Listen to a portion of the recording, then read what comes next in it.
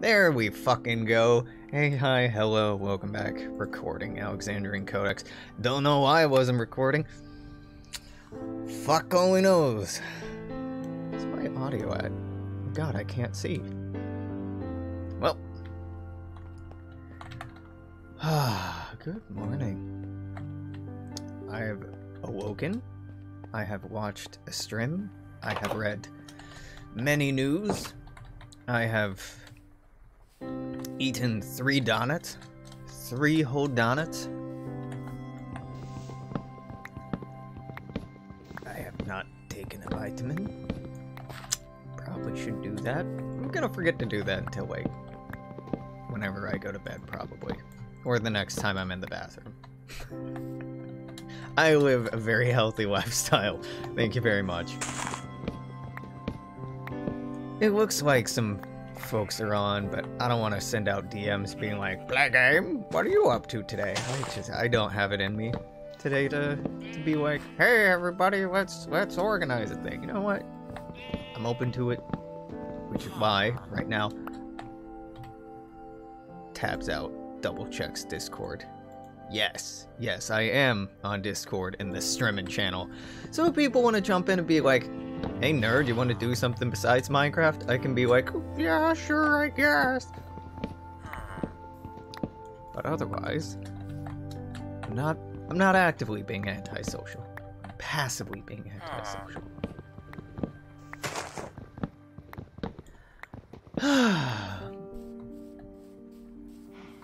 What do I gotta talk about? I mean, not much, man. Not much. It's been like, what, like 10 hours? 8 hours? Math hours? I'll be honest, I didn't pay attention when I went to sleep. Didn't really pay too much attention to when I woke up. Like, why would I? Because nothing really matters. Time is an illusion, etc., etc.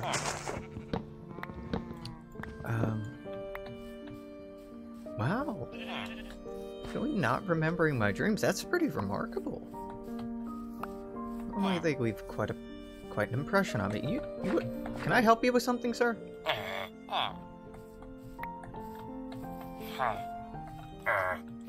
Get out of here.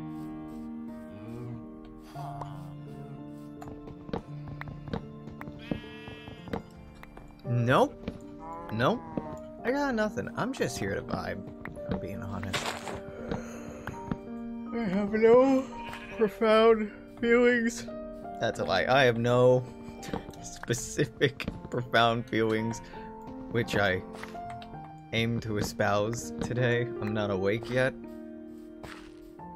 I saw someone on Twitter talking about uploading John Brown's letter to his family. I haven't read that before. Kind of interested to see what it says. You know, in the culture that I exist in, with the values that I have. Oh, hey. Or you could just stop instead of I'm trying to have a conversation here, dick. What you got? Bucket of tropical fish. I love that that's a thing. Nah, I'm good. Thanks, though.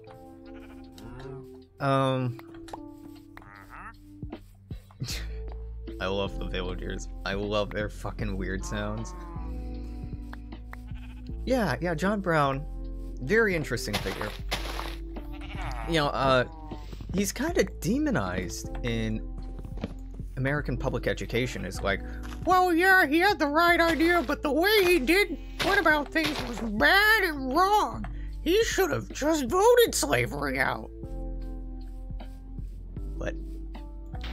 Dude, I swear to God, this fucking sand block keeps reappearing.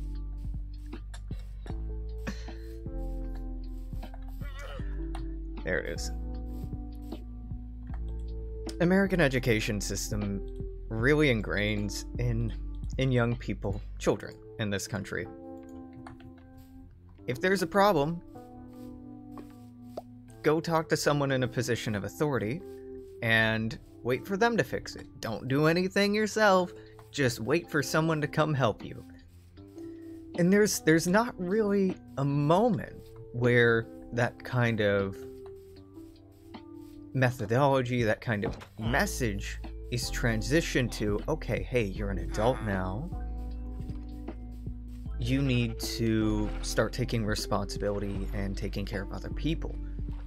There's just kind of an unspoken moment for most people when that transition happens, but it's not something that we're really taught how to do. Oh, right, I put a mine here. I'm like, what the fuck is this? This was my first borehole. That's right.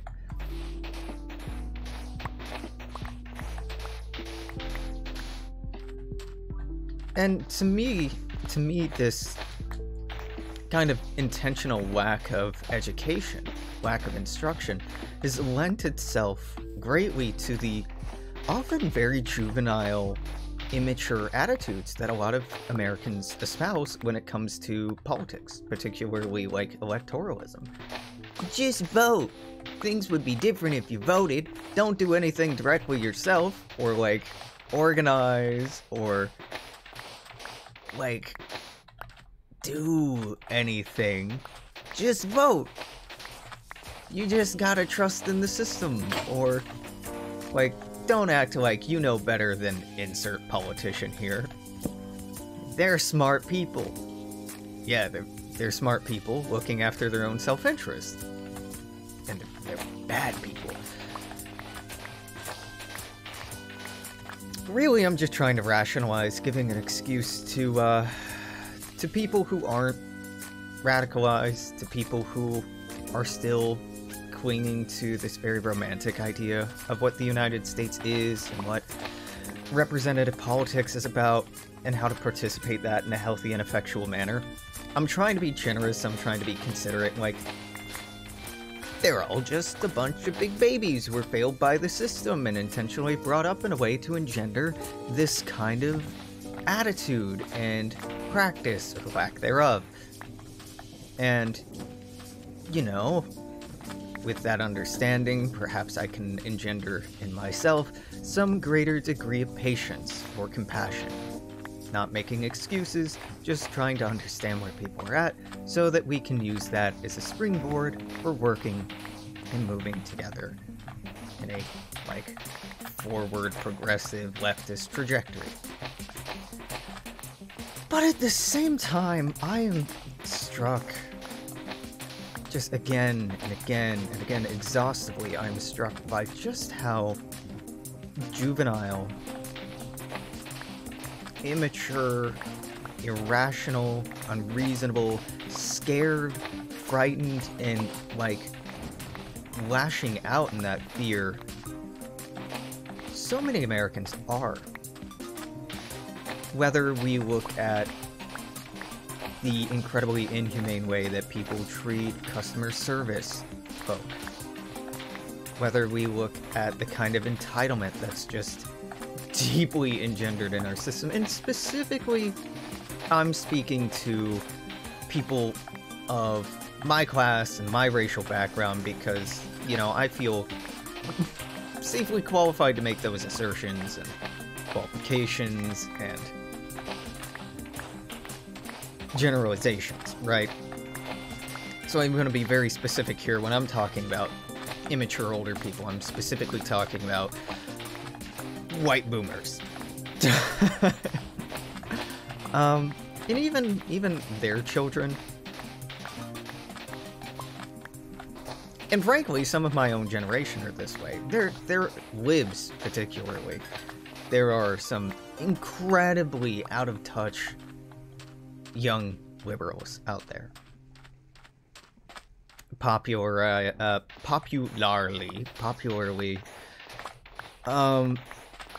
there were some memes going around during the electoral process of, like, a young white woman in her car yelling about how we needed to back Biden, champ, sport, etc., etc. And, like, holy shit, the amount of white women right now being like, Bernie being uncomfortable in 35-degree windy weather is just him showing how much he hates women. Like, K-Hive particularly, and, like really, Hillary stands, which blows my fucking mind that those are a thing, really want to characterize Bernie as this misogynistic monster, and I don't...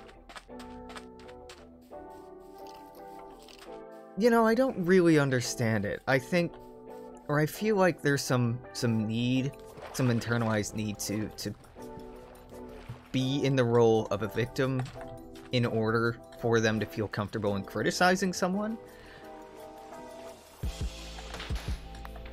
But, you know, again, I'm not really sure what the fuck is going on there. Yeah, we blocky now. We blocky forever.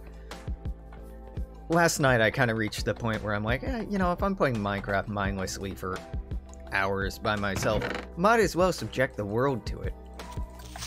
Oh, Jesus! Where did you come from? Alright.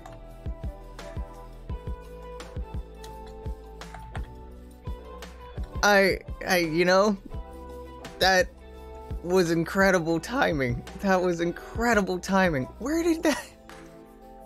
Where was so poorly lit that you could spawn in there? God damn it, I hate playing unmodded Minecraft.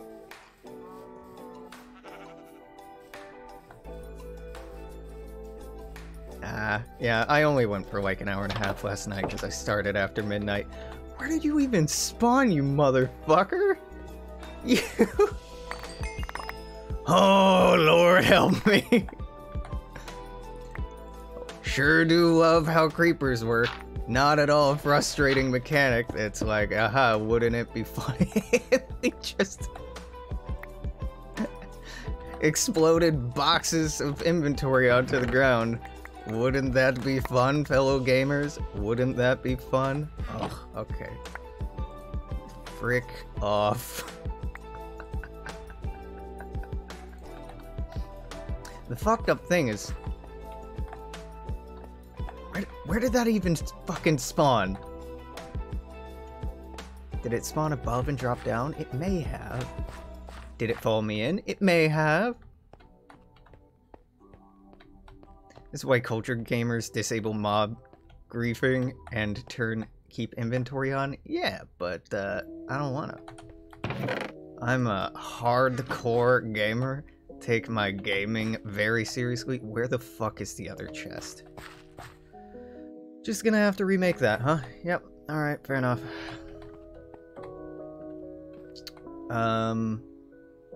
Was something next to the coal box? Yes, the iron box was. Yes, hence why there's floating iron. Okay. Get out. Get out. Get out. Get out. We're getting there. That's closer to what I want. Nope. Nope. Nope. Nope. What a beautifully designed game. Absolutely no flaws. Thank you.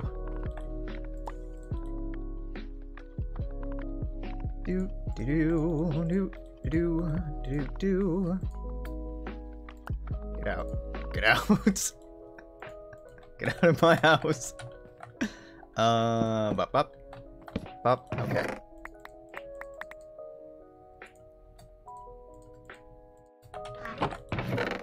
Okie dokie. Get my inventory. Get my inventory, you fucks. Let's resort. Do do do do do do do do do. Friendly reminder to turn mods on so you can see what the fuck you're doing. Specifically, there's a vision layer in some mods that let you see where mobs can actually spawn in, dependent on the light level. And I'm missing that right now. Oh no, gotta remake that. How's a Bluebird website been treating you? I like Bluebird website. Today I like Bluebird website. Some days I hate Bluebird website, but I can't drag myself away from it. Today, Bird website good. Twitter good. Oh god, I forget what the fuck I was even talking about.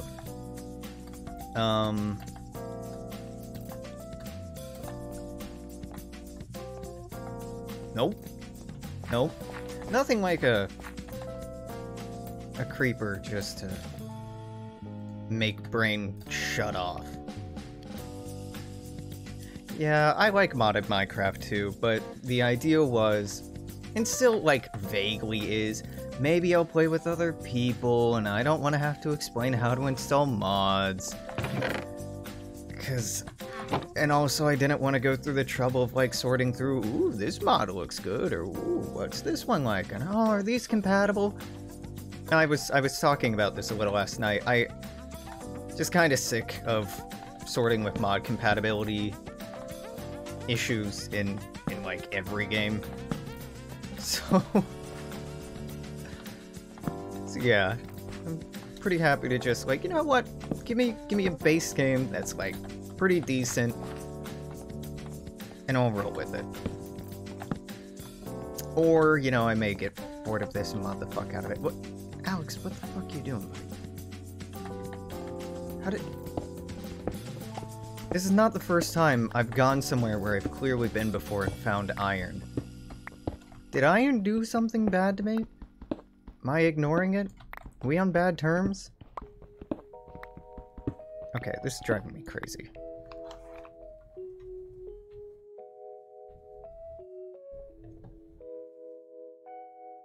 Okay, it was that. There was a tiny, tiny rattling coming from my desk. It was from a razor that wasn't balanced, just wiggling back and forth, back and forth. I'm out of focus. I'm in focus. And I'll be out of focus again soon. It's a circle of life. Yeah, no, I have some mods installed. I'm just not running them right now.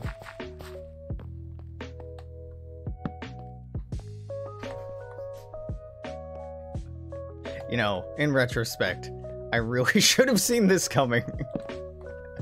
As far as walk into my home, find creeper.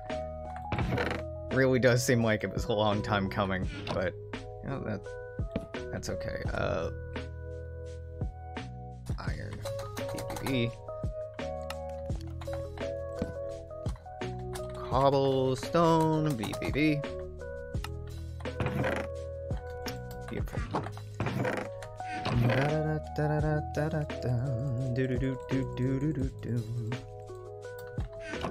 As Persona 5 lady says, never see it coming.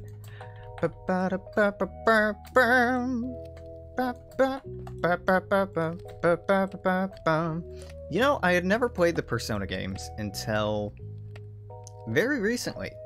They're good. They're like insanely good. I'm bad for having put off playing them for so long. A partner of mine in college played them. And I'm like, ha, anime trash. That's clearly not for me. Then I watched a streamer and game designer I really like play Persona 4, I think. I'm like, maybe there is something to this series. And then they played Persona 5. I'm like, I actually like it. Long story short is I'm a pretentious fuck. Food. I don't like good things. Or at least I pretend not to like good things for as long as I can. Yeah, we'll put sand in here. Dirt has its own box, doesn't it? Yeah, here's a dirty box. Who's a dirty box? Hold on.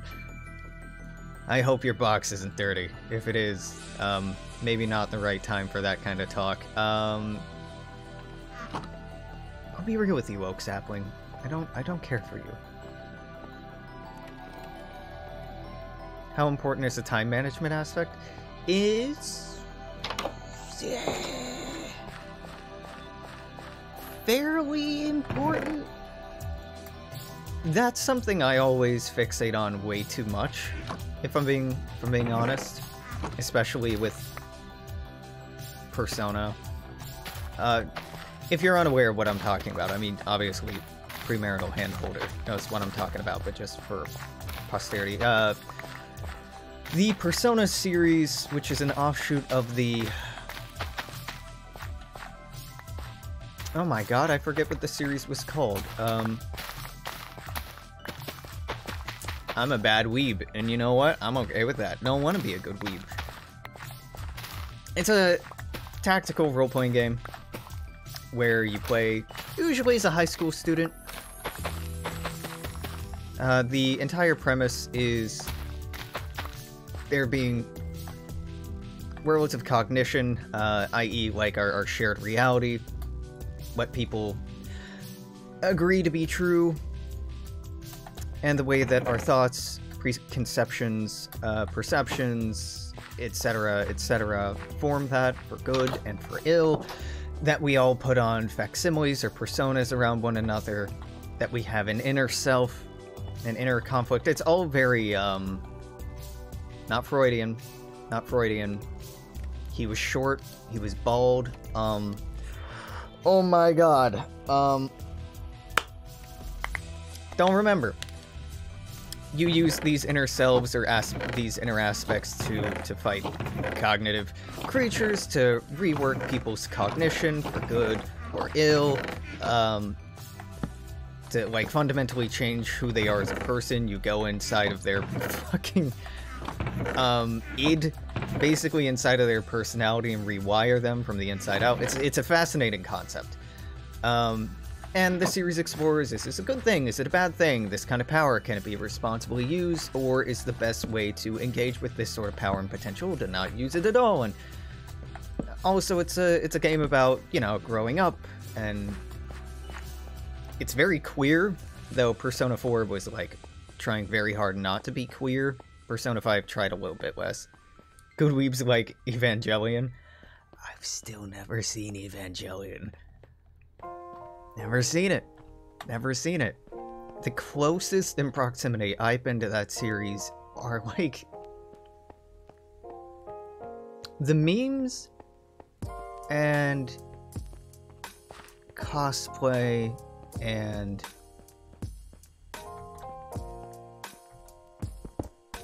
I think that's it. I don't think I've seen any of it. Where was I going with this? Oh, time management is really important. Most of these games take place within the span of 1 year, 1 school year. And every day that goes by, you have to manage your time, like going to class, or working, or hanging out with specific friends, or trying to figure out the big mystery, or solve the plot, right? And the game is made, I think, in a way that you can... Oh god. Get through everyone's storylines, do all the side quests, get all the things, but you really have to min-max and plan from the beginning. And it's quite difficult. I mean, it's a great game because time is treated like a resource, and it's limited, which is not something that was incredibly common, especially when the first Persona games came out. And I kind of like that aspect.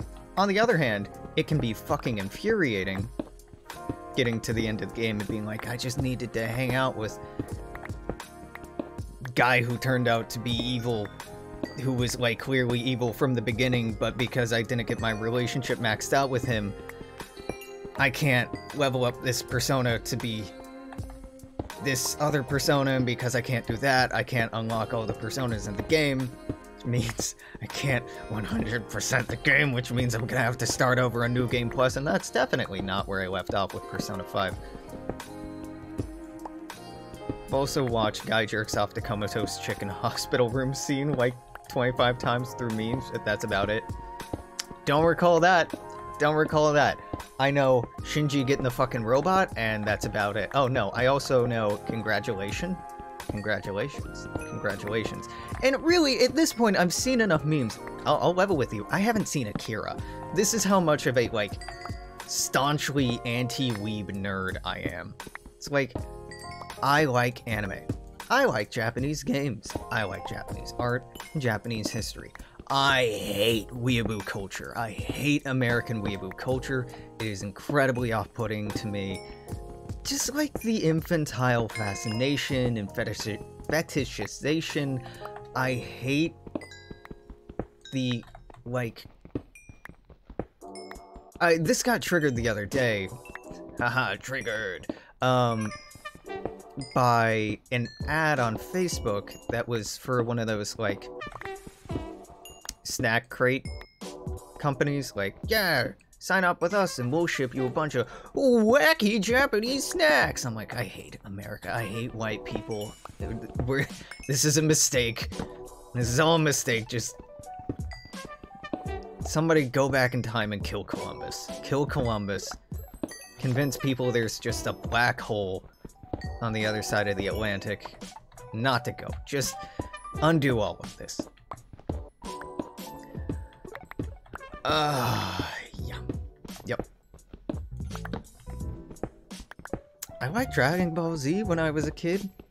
It's kind of weird to me that some of my male nerd friends are still, like, huge Dragon Ball Z fans. Like, dude, the plot is about as shallow and superficial as you can make it, and there's no real character growth, and all they do is go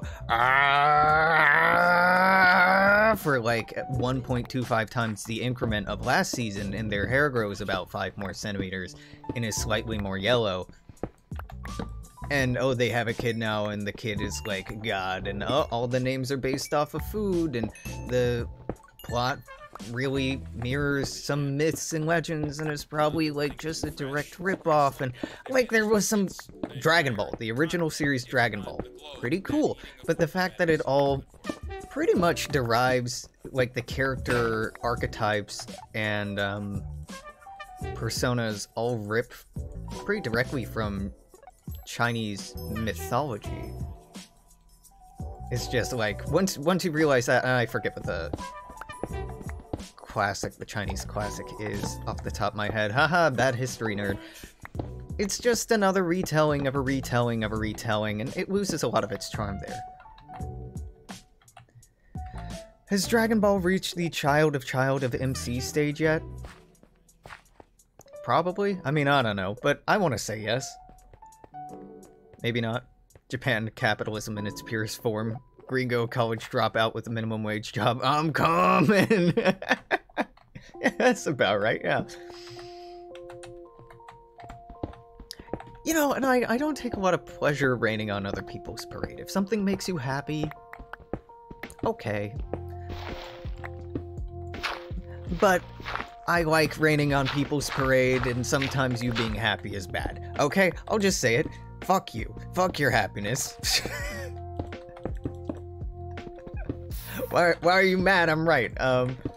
I am the asshole, and okay. God, it's one of these, huh? It's gonna be one of these. Oh, wrong one. I hate these. Okay, can't mine that out. Great, it's on Bedrock. Okay, got it.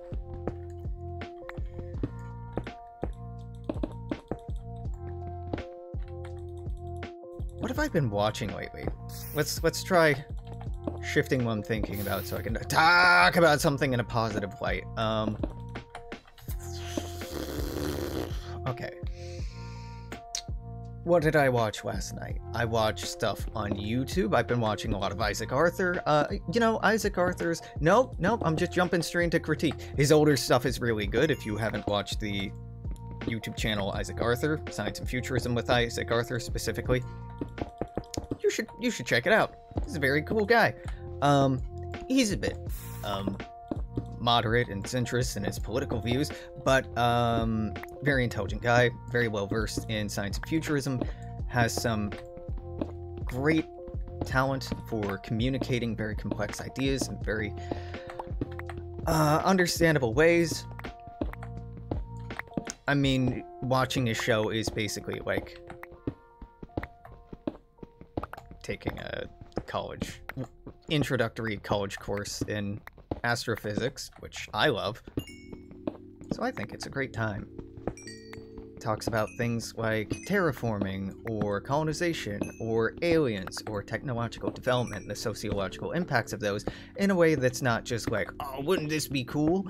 But like, hey, terraforming Mars is like actually a terrible idea, and here's why. And the better way is to like just build settlements on it, or actually just, like, probably strip mine it and build space habitats, because that would be much more livable, and terraforming in general is, like, a beautiful idea, but really impractical.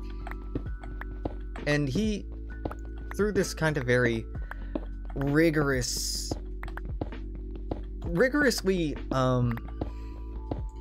skeptical and irreverent. Not irreverent in like an edgelordy kind of way, but irreverent in a not driven to try to justify nostalgic visions of the future. He comes up with and offers some very interesting ideas for futurism, for science fiction.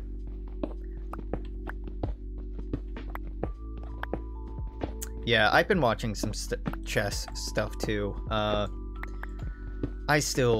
I watch Northern Lion quite a bit, him getting back into it. I didn't watch for like the first month. I'm like, God, chess, who the fuck is watching this? And then I found myself with nothing else that seemed good, so I started watching it and started like yelling at the TV like, you fool, what are you doing? Move rook to yada yada, what are you doing with the knight? The queen's open, you fucking idiot, etc, etc. Can't play chess. Can't play chess. I was never formally taught. I think I'd be pretty bad at it. But it's the same part of my brain that watches T90s, Age of Empires stuff, and makes me go like, you know, I could probably be very good at this. But that part of my brain I need to shut off and shut down. Like, just because I have the capacity to be, like, really toxically good at this, doesn't mean that I should. You fool! Yeah, exactly.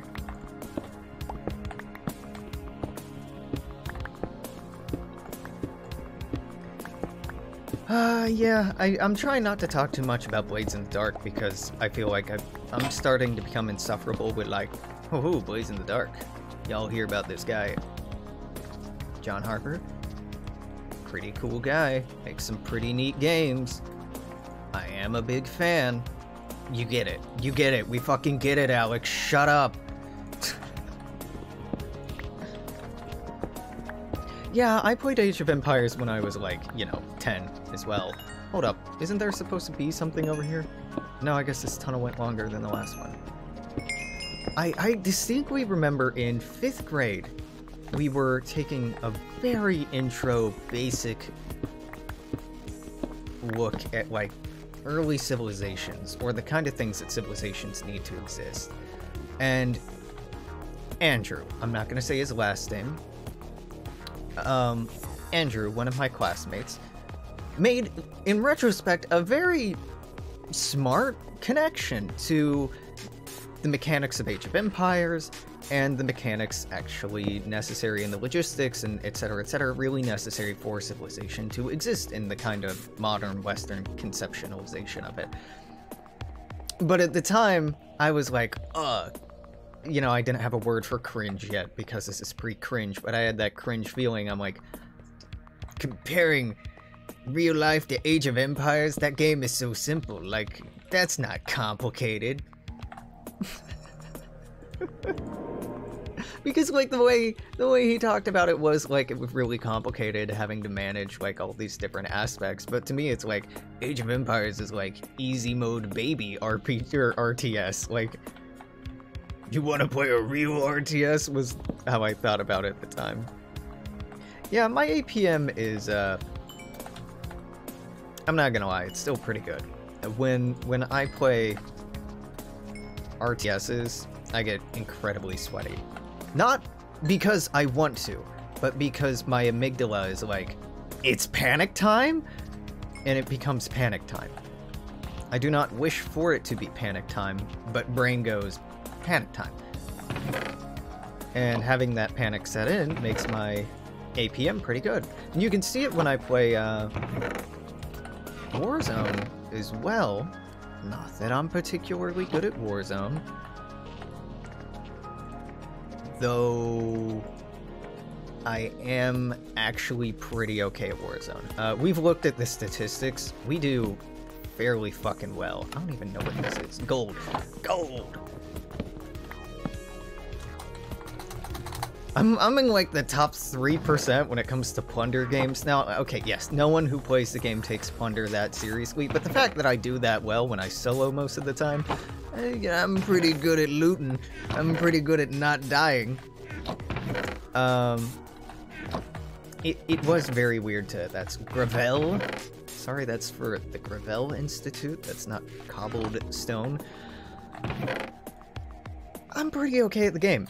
And again, let me echo my sentiments from yesterday. Being competitive about any of this shit is fucking stupid.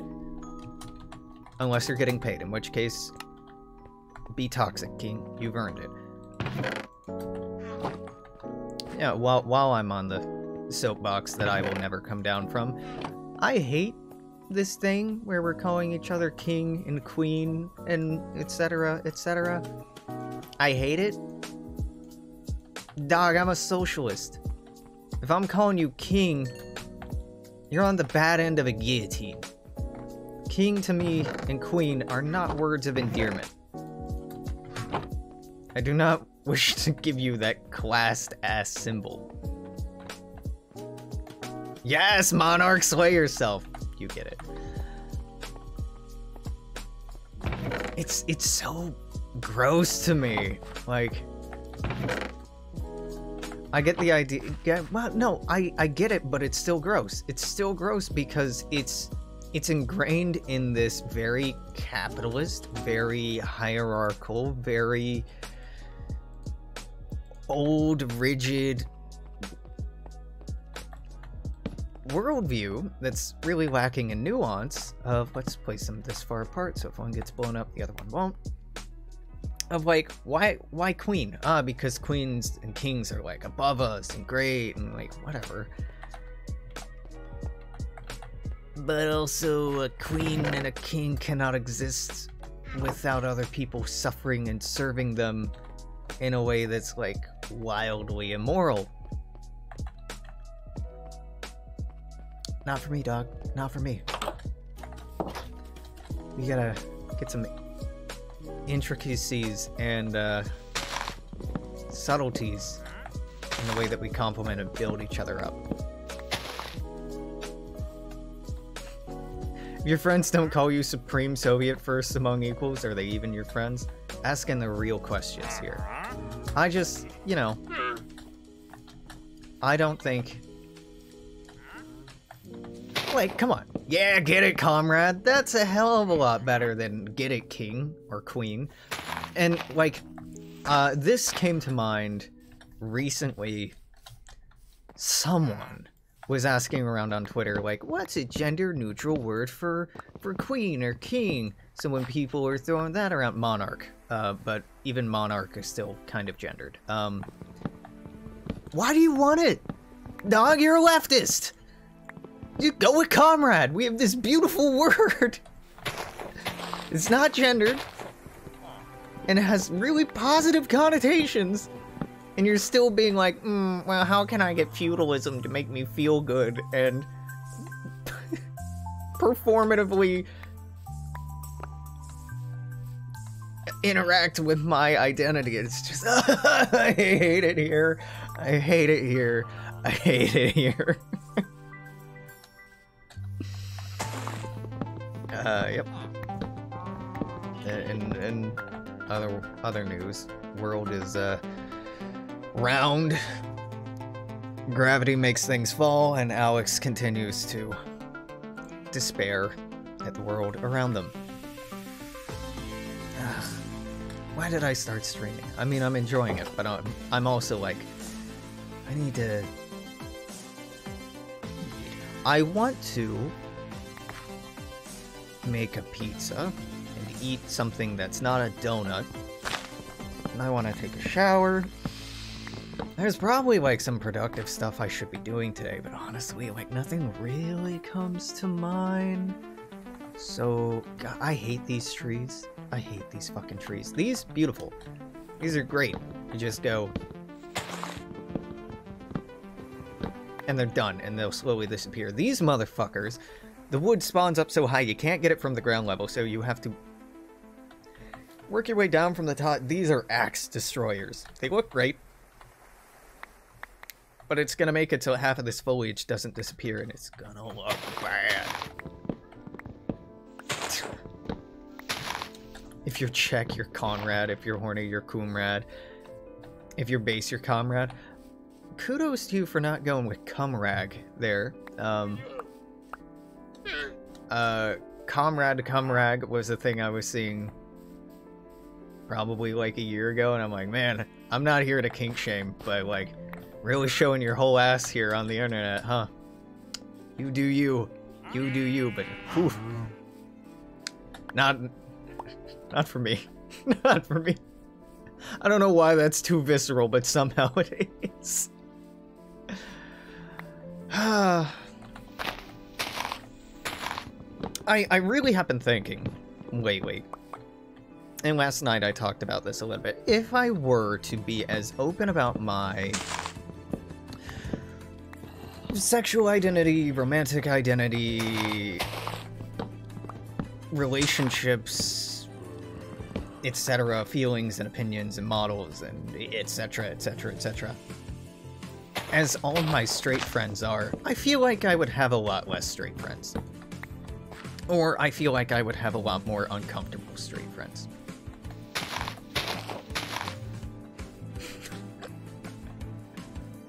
And honestly, I'm warming up to the idea because I'm so tired of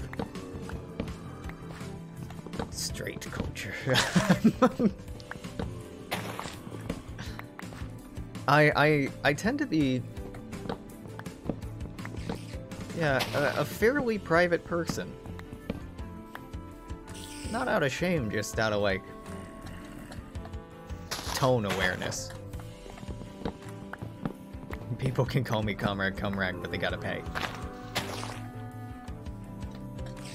I think I'm not on that level. I think I'm on some people could, and they would have to pay.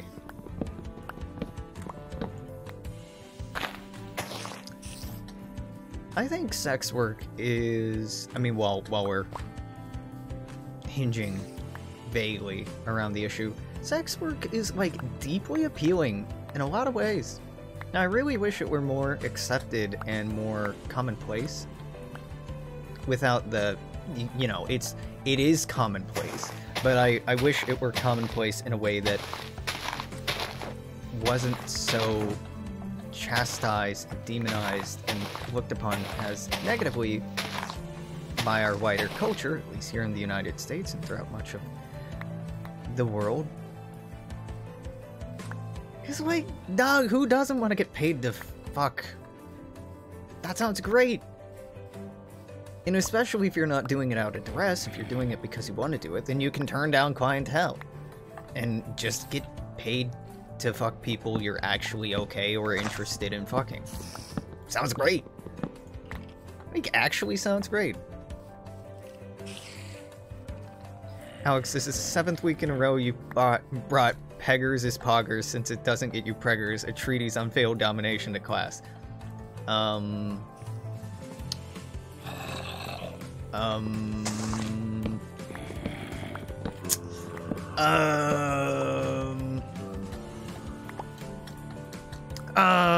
Yeah.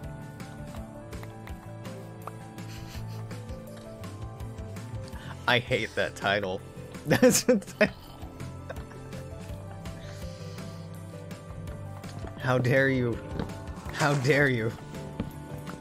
I'm trying to remember what the fuck the line is from Jimmy Neutron after that. That's why I kept saying,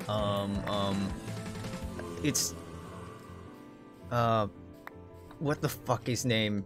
Bringing Ultra Lord to class for show and tell. But I can't remember it. That's where I wanted to go with the bit, but I'm like, can't remember it. Can't remember it. No.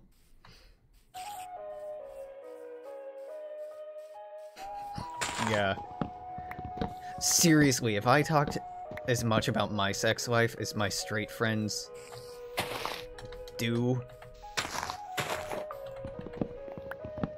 it would make them so fucking uncomfortable.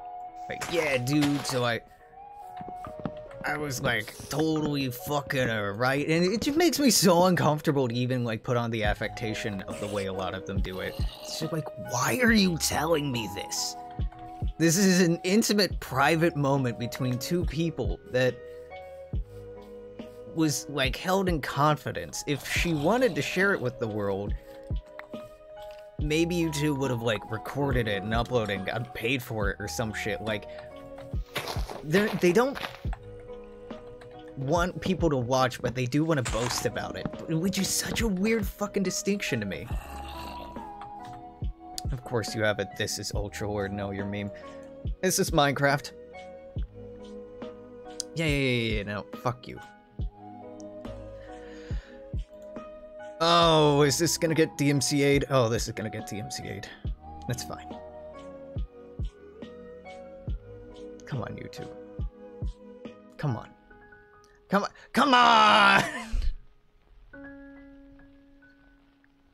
No!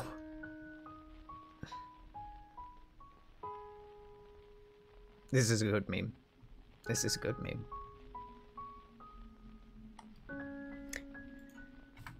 The solution is to not have straight friends. Yeah. But I'm not gonna cut people out of my life just because they're not queer enough. I am going to try to make them more woke. Slowly but surely. And radicalize these fucks. No, you'll never know the next line. You know what? Maybe it's better that way. Maybe it's better that way. Like, seriously. One of my friends in particular, and I'm not saying names, but it's getting on my nerves, keeps putting into conversation that is not sexual, sexualized stuff. And I don't know why. If they were of an orientation... Okay, if he were gay, I would think that he was flirting. But I know that he's not. And also, I wouldn't be receptive to it, especially not in that way. So it's just, like, really fucking irritating. Like, dude, shut the fuck up. Nobody cares that you're a bottom. Nobody gives a fuck that you're a bottom. Nobody else is talking about this. It's totally irrelevant to the conversation we're having.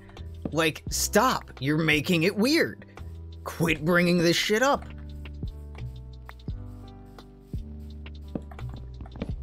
I'm sex positive, but I'm sex positive in context. Not like, hey, we're talking about something else and you're like, haha, yeah, totally tie me down. I'm like, dude, you're horny, get out of here. Like, learn to...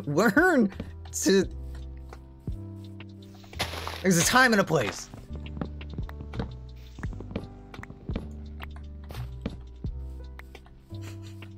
Don't mean to keep the straights away, they just don't appreciate sluts who they don't fuck. Yeah. Yeah. Like, motherfucker, if I started going on about, I don't know how I tend to be I just wouldn't do it in the...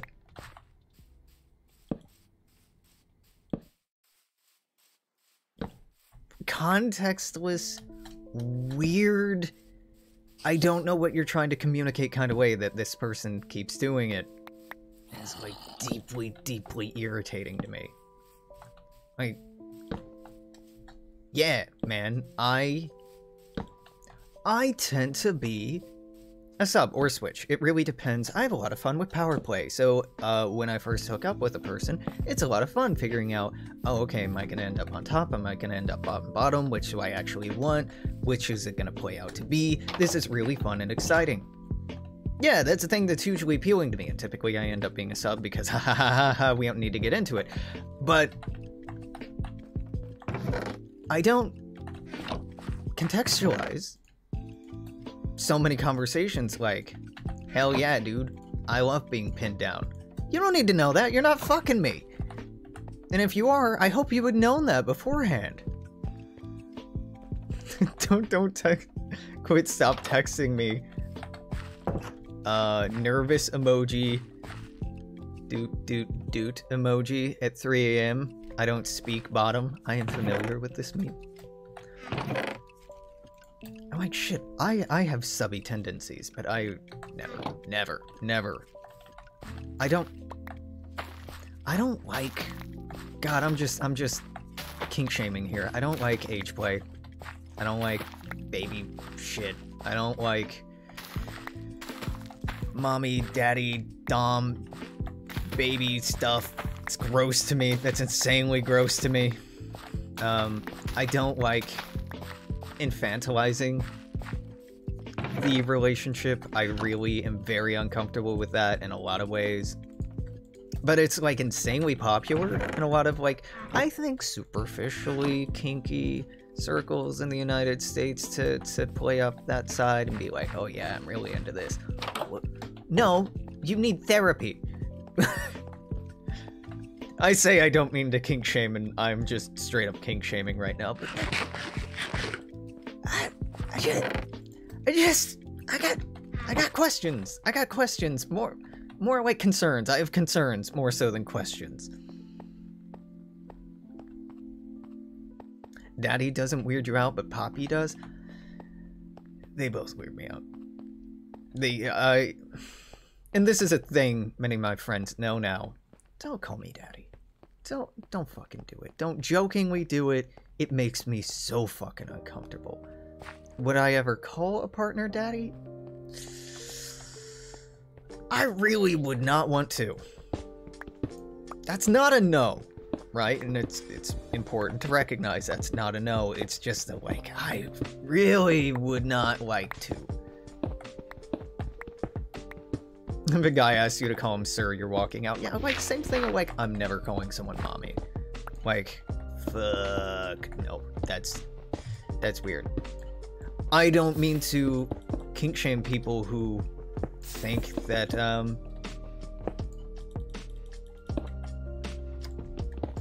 that sort of thing is hot, but it's not for me. Okay, try that again. Listen. Motherfucker. There we go. It's not for me, and I have a lot of questions of like, yo, dog, how is this not, like, deeply problematic? Have you thought about this? Have you teased this out? Or do you just like this because it makes you feel like you're bad? And that feeling like, ooh, I'm doing something that's naughty is fun for you. Because if it's that, like, okay, you know, we all get that, I think. But, like, maybe you should tease apart why it feels naughty, and maybe it's actually problematic, and helps to normalize some... I don't know, just think about it a little bit. And if you walk away from it comfortable, then okay, you know, you've thought about it, and this random asshole who you'll never meet on the internet, you can be like, fuck you, I have thought about it, and get that sort of, like, feeling of, self-righteousness. And really, isn't that all we want out of life? So, truly, in being an asshole, I'm just doing the world a favor. Alex does not own DommyMommy.com subscription confirmed. You caught me. You caught me. You know, times are hard. I had to cancel my subscription.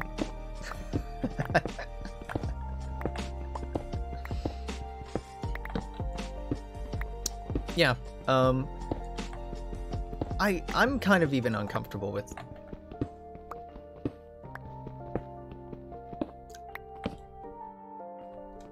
I'm reconsidering this as I'm saying it. Sir, I don't really like. Referring to someone as ma'am? Yeah, okay. Feels a little silly. I can get behind it. Miss, or Mrs, or Mr. I don't know, these kind of formal titles, to me, generally put me off. It, like...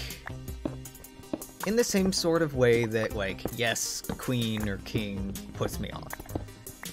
They're hierarchical, they're formal, they're kind of performative. I'm laughing because I'm imagining, like, a sub-dom scene where someone is referring to their dom as comrade, and, like, nah, comrade. I can't. It's so fucking funny.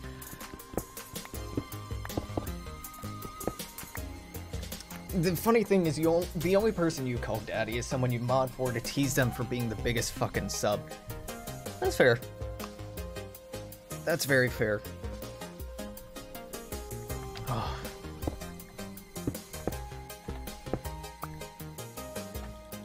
like, yeah, man, I don't know. I don't know.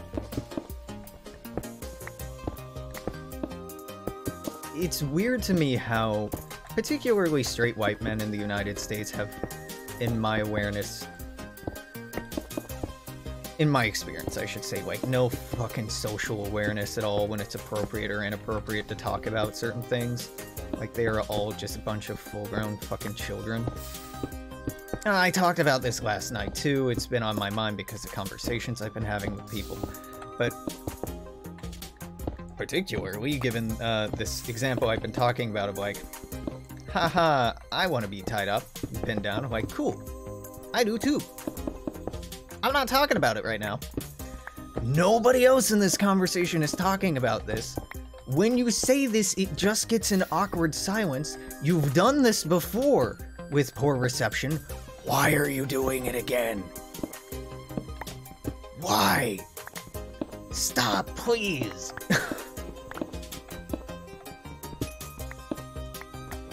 Consider the following. Not small spoon and big spoon, but sickle and hammer. The International starts playing. Actually, I'm thinking more like Soviet national anthem starts playing. Da da da da da da da. Oh, this is gonna be awkward. Well, not so bad. More iron, more materials that I'm only gonna lose because a creeper's gonna spawn in my base. Calling that a base is kind of aggrandizing, isn't it? Gonna spawn in my hole. Oh no! I don't like that phrasing. Oh yeah, spawn in my hole.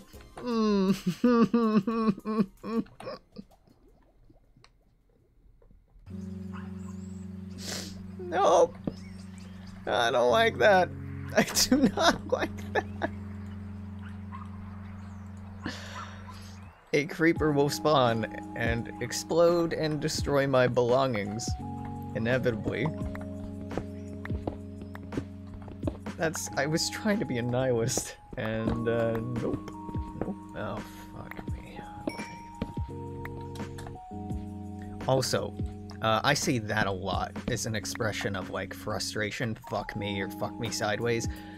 It's a weird thing to say when, like, from certain people, a flirtatious response to that, very, very, very acceptable and desired.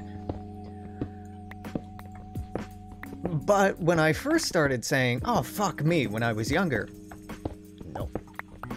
No. Do you usually get randomly spawning creepers exploding inside your hole? I don't want to talk about it. This is a judgment-free zone. What I do in my free time is between consenting cuboid creatures. Oh, it's my business. There we go.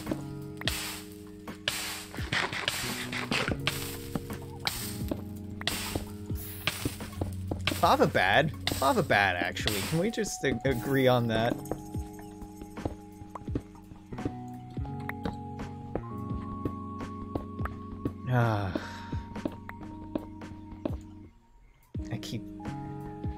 I've been seeing so many memes lately about it being a cliche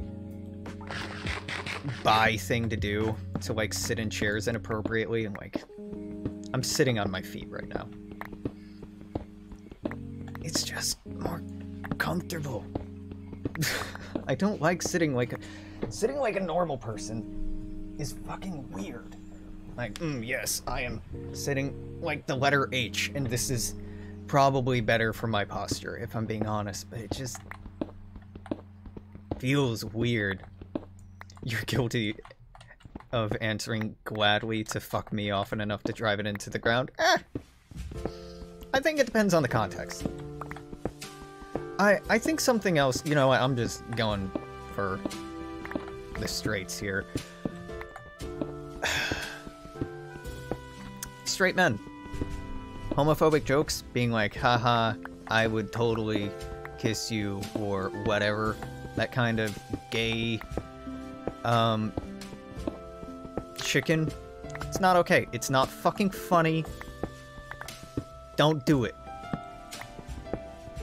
It's humorous because you have internalized homophobia that you're not owning up to. Or, it's a way for you to mask you actually having homosexual or queer tendencies and being uncomfortable in expressing it. Either way, it's gross and don't do it, and I'm getting real fucking sick of it. It doesn't happen very often, but probably the next time they do it, I'm gonna be like, hey, you know what, pause. Stop doing that. You're grown-ass adults, you're in your 30s, stop. Haha, but it's funny to joke that you would have sex with someone. Is it? That just sounds like bullying to me. Sitting straight hurts. Living straight hurts more. It doesn't feel good, and I don't have good posture, but, like, also, part of why this is uncomfortable, what I'm doing right now, is a desk and a chair typically designed to pair together in a certain way so that I'm lined up with the screen that's a certain orientation. But, like, honestly, you're up here, right? The camera's up here.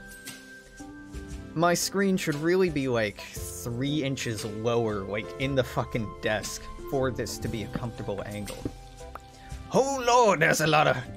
That's a lot of lava.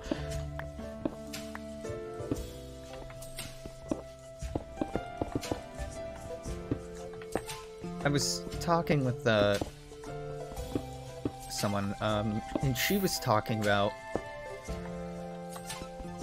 exploring the possibility of being bi, or having bi-curious tendencies, or finding women attractive and trying to navigate that.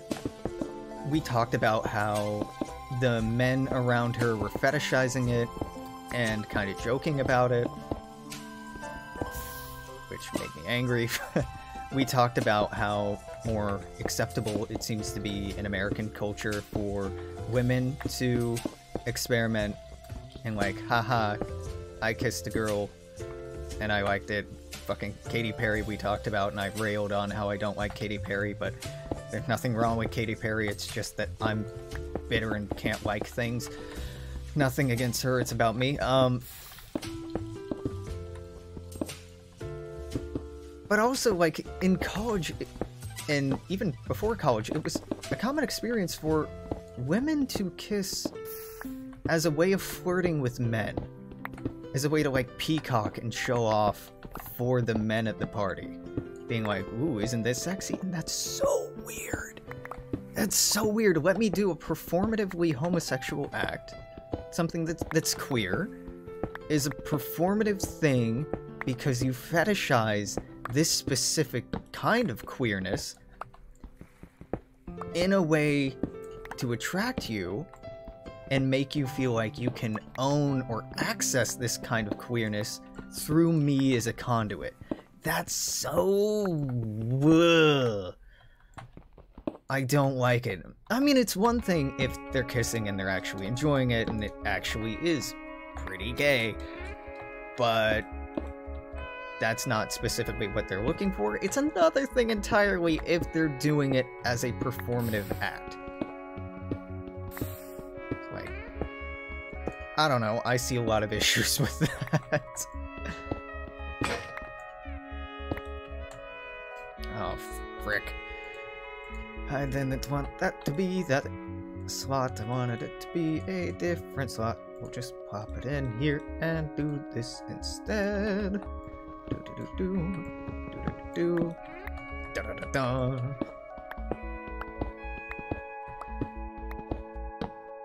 Ah, well, rip torch. I will. It's a rare day, and you've caught me on a rare day, when I don't really care about the quality of what I'm recording or streaming, because it's Minecraft and nobody gives a shit anymore. Gay jokes make you think about this meme. Sorry, Snowflake, did I offend you? Want a band-aid? You want a hug? You want a kiss? I'll kiss you. Do it. Right in the mouth. Come here, Snowflake. Your lips are so soft, Snowflake. Oh, Snowflake. Yeah, exactly. Yeah, I remember this post when it was new. I'm old. I'm old. I'm out of torches. I have no coal.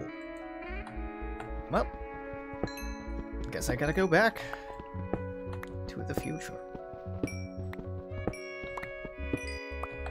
Like, I don't know, a certain group of friends, and one is my friend. A couple are, like, distant friends, but, like, their constant homophobic, like, gay chickening is just irritating.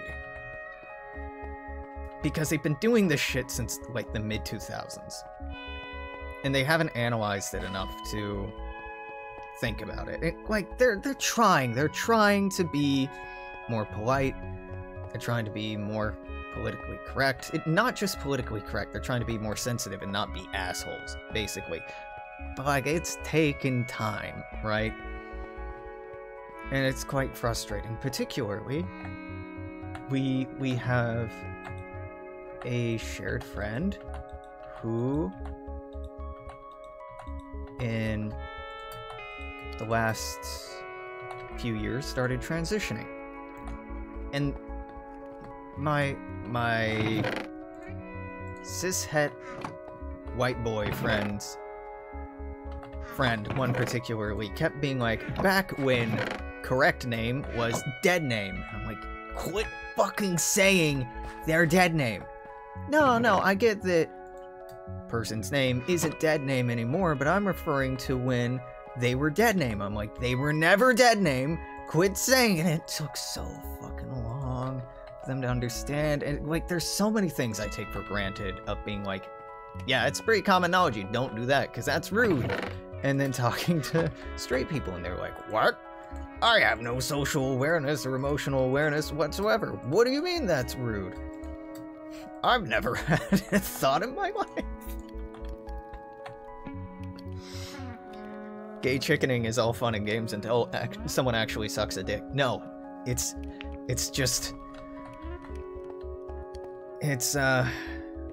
mean and bullying until someone sucks a dick, and then you realize it was internalized homophobia and you were in the closet the whole time. Then it can be fun and games of sucking dick.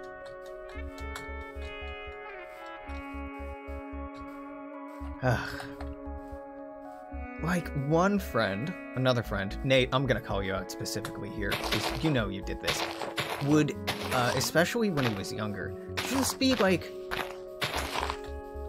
a switch was turned, and suddenly all he wanted to do was act like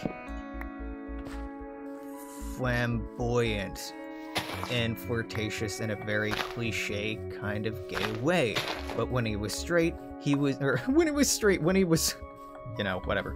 When he was sober, he would be like obnoxiously straight. And I got mad at him one time we were drinking, like, buddy, okay, if you're bi, you're gay, just like fucking say so. Cause this whole back and forth is getting real old. Just pick a lane, man. At which point he vehemently denied being in any way queer. God, the Midwest is terrible. Growing up in Indiana it could have been worse, but like the homophobia there and the racism really run deep. Really do run deep.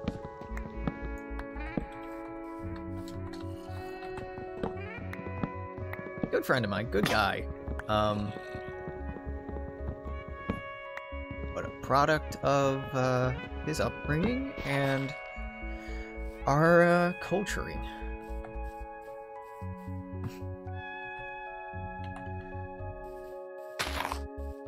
Not bad. Not bad. Just incredibly irritating. Especially someone who was, like, much more sure and much more comfortable about my queerness, just wasn't very communicative about it. It was very irritating for a friend of mine to be like, haha, I'm gay, but I'm not. I'm like, no, Man, the weirdest thing he ever said to me was that he really wanted to Eiffel Tower a chick with me. I think were his specific words. I'm like,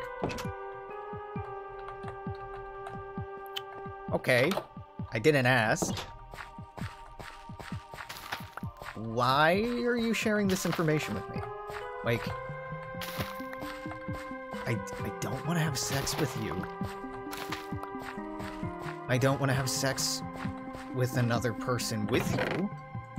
And I know that I don't know why it was something he wanted, and he never really got into it, but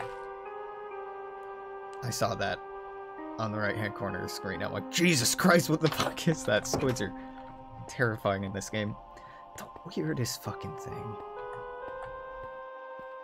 Never expanded on that either. He just repeated it several times in different instances. Never really got into why or what he wanted out of it. If he had done that, at least I could, like, respect and understand it rather than just, that's a real uncomfortable thing to say out of the blue, dude. Nope. Nope.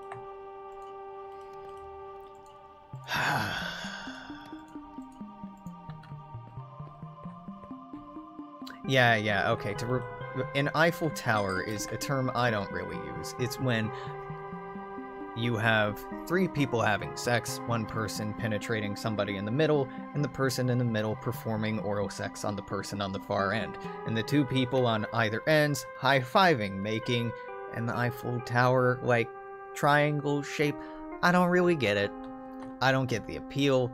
I don't get why it has a fucking I get why it has a name, because masculine culture in the United States is incredibly toxic and juvenile, and that's why it has a name. I don't get the appeal. Like, yeah, bro, we're totally having sex, bro. Yeah, bro, we totally are in a totally not gay way. Yeah, bro, this is a very straight way for two men to have sex with one another, but be in deep denial about it. Yeah, woohoo, bro. Like, that's what it is to me. It's just, like, two people being in an incredibly queer situation, but being deeply in denial about it. That's way lamer than you thought. Yes. Yes, it is. Yes, it is. I don't get it. I don't get the appeal. I really don't. And I was talking about being openly pansexual around male friends Wednesday night with the person I've been talking about.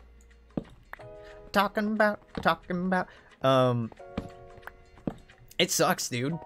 It sucks because straight male friends will just be like, oh, hell yeah, bro, you're getting mad laid, like, getting so much pussy, like, oh, it's crazy, how do you do that, you're like a genius, man. No, motherfucker, because unlike you, I have healthy, respectful relationships built on communication, consent, shared desires and expectations communicated at regular intervals, making sure that everyone involved, whether a direct participant or someone who's only distantly related because of their relation to a participant, are all informed in a way to ensure that we're all engaging in a healthy way, both mentally and physically.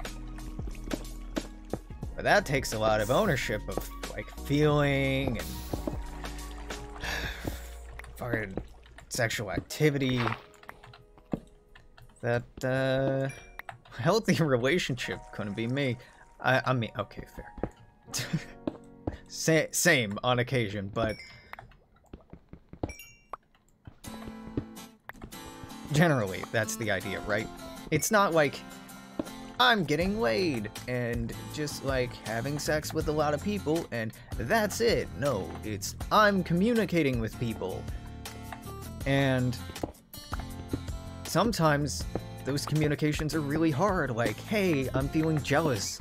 I know it's kind of silly of me because we just hooked up, or I agreed that it was okay for you to see or I was okay with you seeing this person or comfortable with you seeing this person. Now I'm less comfortable. Can we talk about that? Hey, I think I really could use this kind of affirmation from you. Are you open to giving that to me? Like, hi, this is scaring me. Can we talk about it?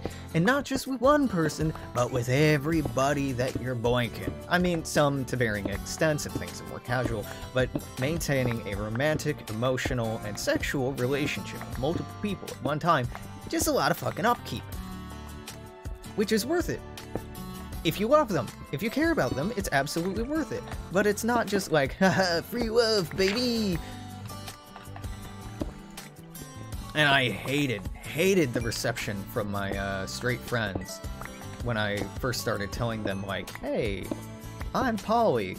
Being like, wow, bruh, it's crazy, you have 2 girlfriends. I'm like, yeah, I have 2 girlfriends. I'm sleeping with like 3 other people, and it's a lot of fucking work. And I would like to be able to have a conversation where I talk about all these people I love and actually share who their names are and my relationships are and like what I get out of value out of them and what I like about them without you fetishizing it or without you being like, oh, you shouldn't complain, like I only have 1 pussy. If you're making a numerological comparison, then maybe you shouldn't be getting any pussy. Maybe you shouldn't be in any relationship because it sounds like it's a competition to you and you're getting a sense of value out of a perception of ownership of someone of your preferred gender, and that's pretty fucked up.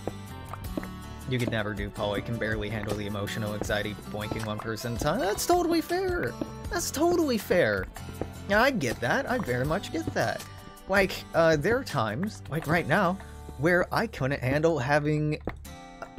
I think I could barely handle having 1 active, new, very intimate relationship. Egg? Why we saying egg? I mean, I'm down for it. Is it because streamer almost bald? I'll take it for that, but... I think egg can only properly be said to Northern Lion. I would never think to usurp the Egg Lord's title. Yeah, no, I don't think I could handle...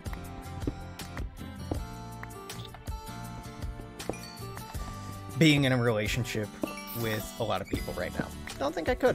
I think just throwing torches into the void. Just yeeting torches into the void. Cole, never heard of her. Who needs coal? Ugh.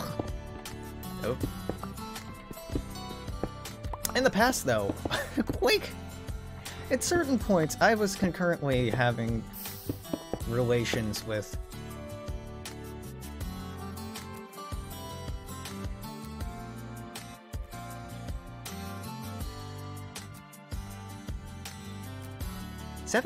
Seven people?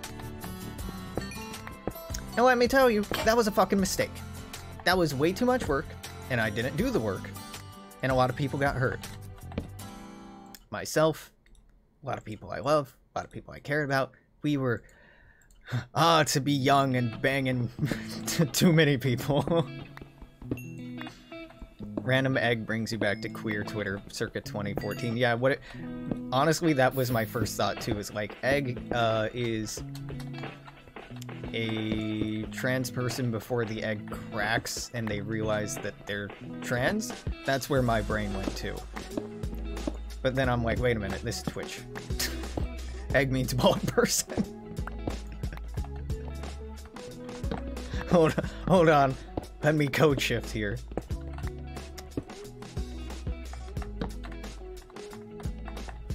Should have researched Diplo upkeep tech. When I read that in chat, I'm like, I don't get it. I said it aloud, I'm still like, I don't get it. Then I thought about it for a couple seconds. That was actually a really fucking clever joke. I know I laughed like the most that was a good joke.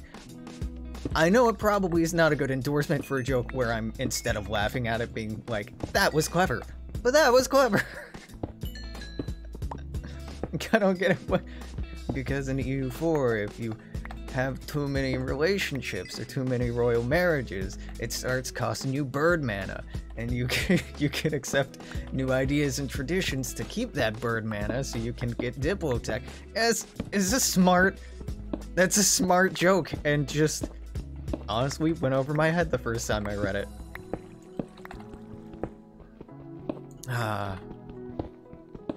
Somebody commented on Victoria 2 video on YouTube today. I don't want to look at it. It's probably like, is this mod dead?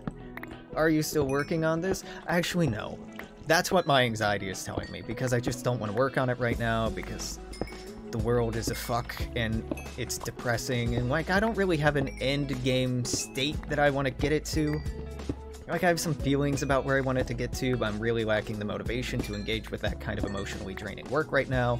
Not just the coding, which is intellectually exhausting, but rewarding, but more so the research and trying to integrate it into just Victoria 2 in more of a general way to modeling socialism, communism, anarchism in a more realistic and...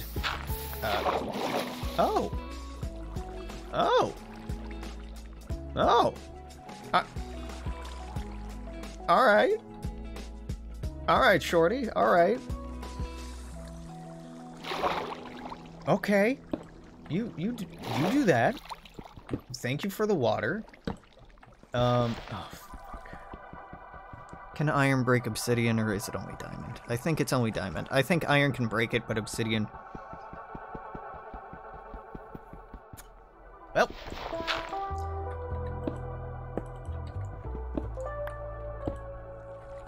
Just gonna go round. Just gonna go round.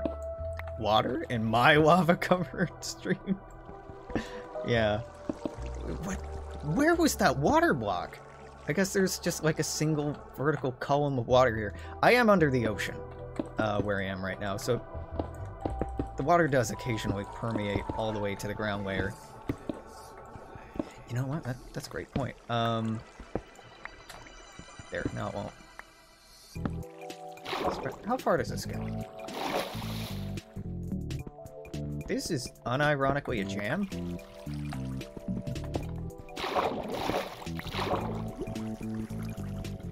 Hello, fellow teens. Y'all got any air? Is this dirt? Oh god. Air is overrated.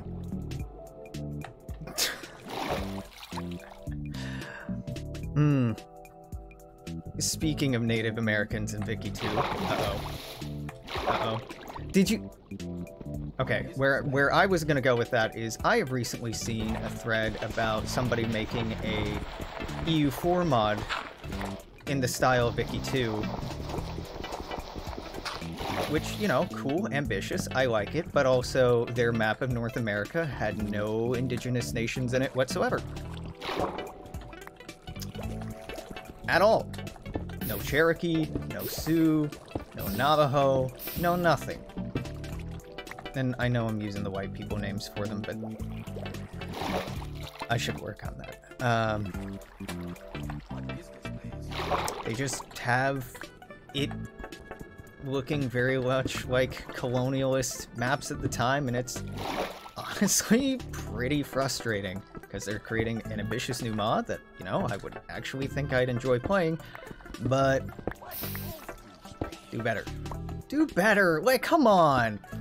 Those nations exist in vanilla EU4. You're like intentionally making work for yourself and getting rid of them. Actually, no, they're not making work for themselves. They were just intentionally avoiding work and having to code in those nations with new ideas and new events. But fuck you, do it.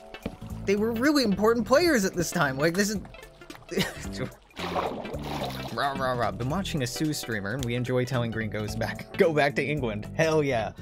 Got him mildly interested in Victoria 2 when he showed him your Tawantisu playthrough, and Divergence of Darkness conquered Borneo, made Anglo-Pop angry until they all assimilated or left. I have seen... Oh god, I forget... One Native American personality. I say personality because I can't remember why I followed them on Twitter, and they do a lot of things.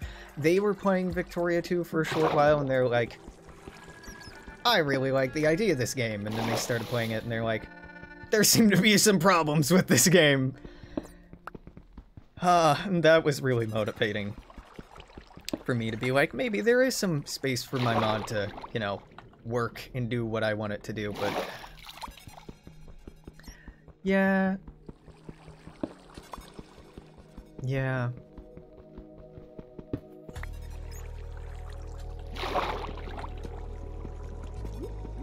Haven't been motivated to touch it. I was saying, I was being cynical and saying they're probably like, why isn't this done? Or to insert thing. But honestly, the vast majority of the comments I get about, though, that is like, wow, this looks so cool. When is this going to be done? Is this compatible with insert mod? And the answer is no, because, like, no Victoria 2 mods are compatible with each other because they're all so fucking complicated. Or, hey, my favorite comment that I get is, can you do this for Africa or South America? Can you do this for the rest of the world? I'm like, I am one person, one human being who's put in so much work for this free mod. And it's good. It's good that their response is more.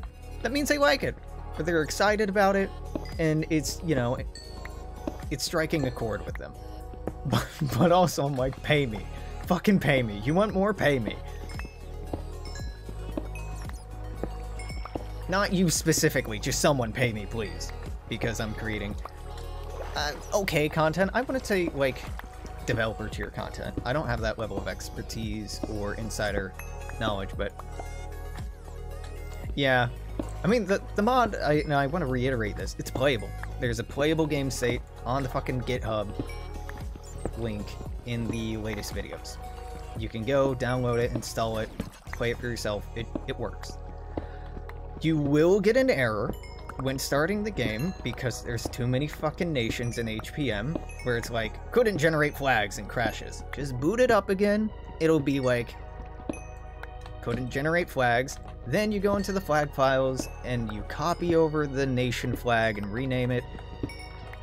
The nation flag bitmap file, and you rename that the same name as either, I think it's the fascist or monarchist one doesn't get fully written. The issue is Victoria 2 was only written allocating so much memory to writing and making these map images, because they only expected, okay, there's so many nations, so many flags, file size is going to be this, so if the game cannot create this thing using this much memory in this amount of time, something has gone wrong, so game crash, so it doesn't cause a memory leak. But in adding more nations and more flags, what we've done is make it so that that amount of time elapses before it can actually finish, so it doesn't finish writing the last file. Then when it goes to load them in, it'll work, but some nations will have flags they shouldn't have, so you just have to manually rewrite a file. It sucks, and I don't have a workaround for it. Well, I have a workaround for it. I don't have a way to code around it, which is frustrating. I have no idea why this underwater lake is here. I was saying that it's probably coming from the surface. That's probably true, but... couldn't tell you from where right now. Could not tell you from where. Pre-colonized Latin America is cringe.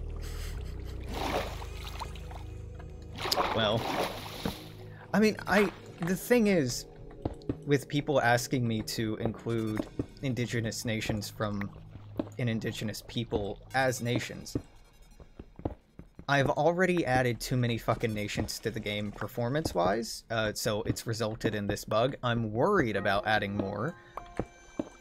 I'm worried about the number of nations I didn't include in North America and could or should probably include.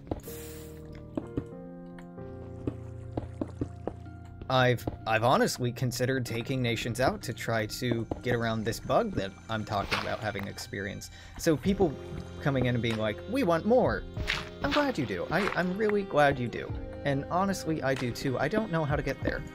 I'm really at a point where I'm tired I'm working on the project alone, I'm feeling really burnt out, and it's gonna take a long time for me to work up the energy and willpower to work on it again. Yeah. And, you know, I recognize that all of these nations and conflicts that we're not including in the game is contributing to their erasure. But I'm just one fucking person. And it wasn't my game to start with. You know? So, I do want to make it better. I do. But also, it's not my job to. It's something I've done as a hobby and a passion project. And the passion's still there. The energy is still there, but I am depressed. I'm anxious. I'm worried because, like, right now I don't have money to pay rent for next month. Because government bureaucracy and legal system aren't communicating with me, and I don't know why I'm not getting payments, and I'm not quite sure what to do about that. I'm not outright panicking because I can't be kicked out of my home until the end of March, thankfully, but I'm really at a point where I'm like, I don't know what to do.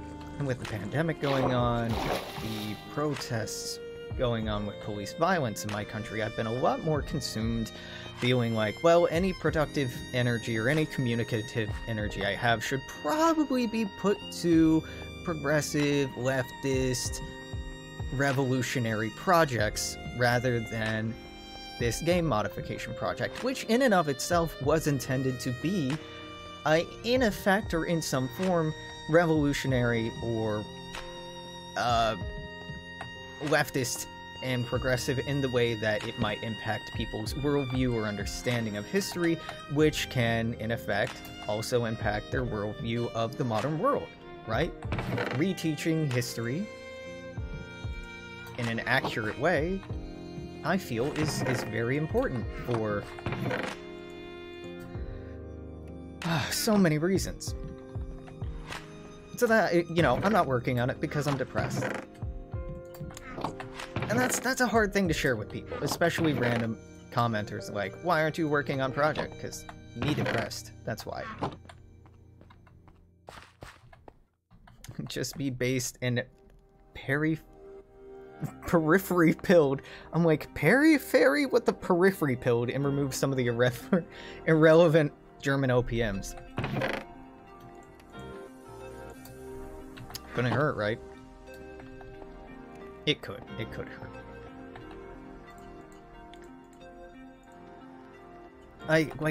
Motherfuckers want to add Byzantium to a game. I want to create Babylon. This game starts in 1836. This game starts in 1836. You are not recreating Babylon. You're not recreating the Byzantine Empire. I really hate that part of the Paradox fandom, where it's like, haha, I remade Rome. Why do you have to do this in every game?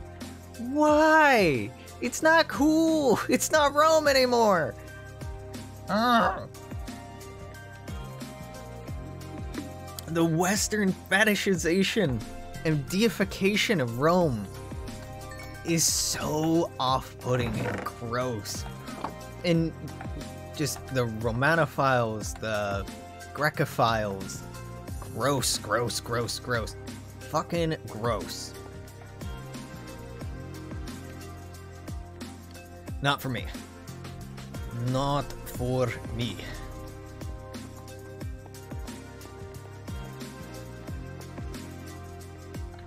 Just come on, please, can we? I don't know why I keep coming out here to get more wood. I'll level with you. I don't know why I'm doing this. I think it's just, and I talked about this yesterday, I do this kind of loop just for a change of pace. My man is still very much alive over there. What's going on? Does your chainmail make it so you don't take damage from the sun? That's sweet. I didn't know that. It's a great touch. You're gonna be a pain to kill, aren't you?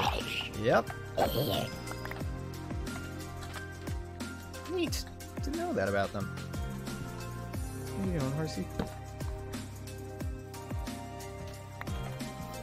Wow. I've thought about getting back into Imperator. Sucks. Game bad.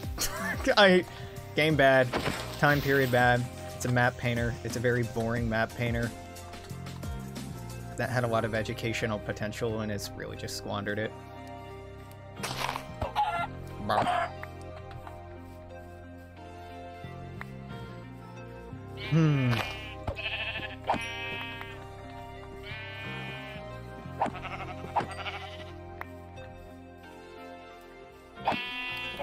For me, the most interesting part about Victoria 2 are the pop mechanics.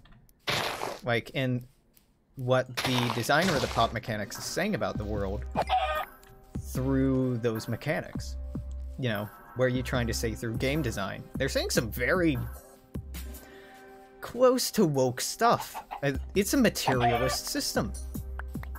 That's not consumerist exceptionalism. That's not a capitalist design system. That is a material-based economic and sociological lens that the game makes you engage with economics through, and that's fucking fascinating. You wanna fucking chill? I get it's daytime and you're uncomfortable, but relax.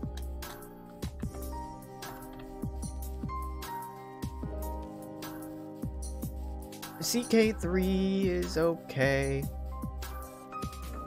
but I don't really want to play it. Like, the only Paradox title I really want to play is Stellaris, but the mods make it so fucking unstable that I can't do it.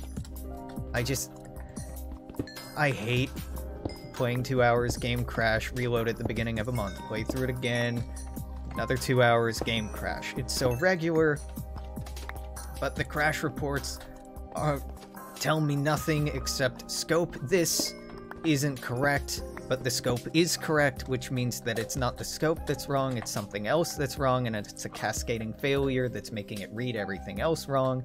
But then I have to go back, and because it can't identify the initial failure, I just have to identify what happened before that failure to track back what happened after the failure to identify where the point of failure is. But because it's me and 10 AI players, I can't tell if it's something I'm doing, or the AI is doing, or the system is doing. And tracking all that back just seems fucking impossible. And I don't know how to do that effectively, quickly, and with all the game files being broken up into different oh no.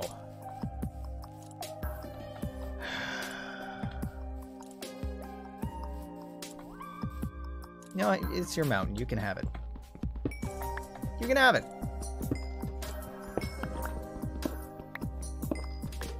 I think I might get back into Suzerain.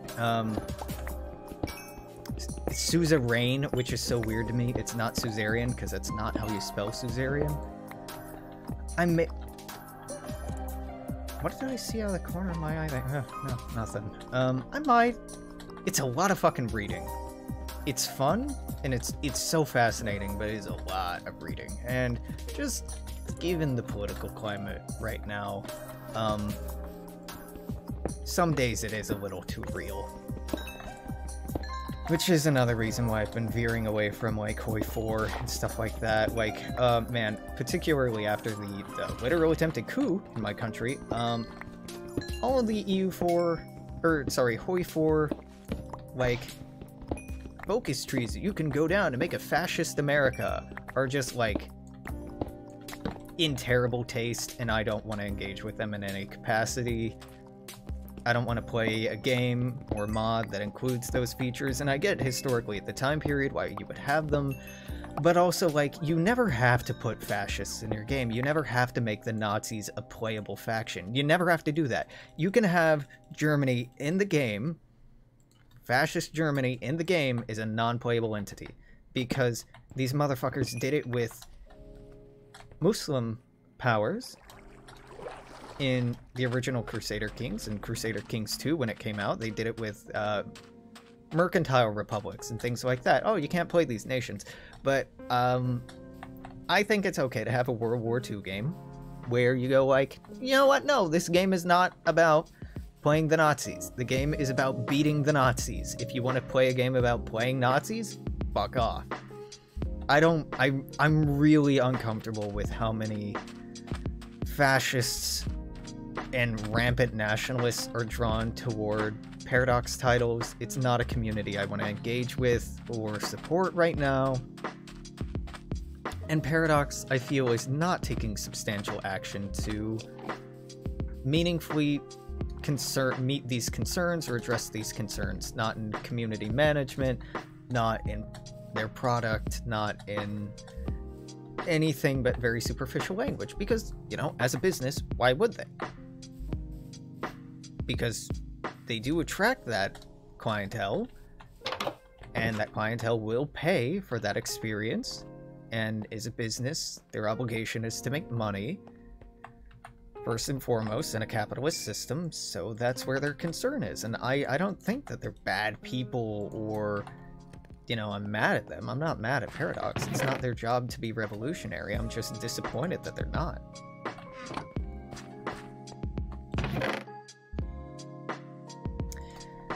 Yeah, somebody was trying to get me to replay through,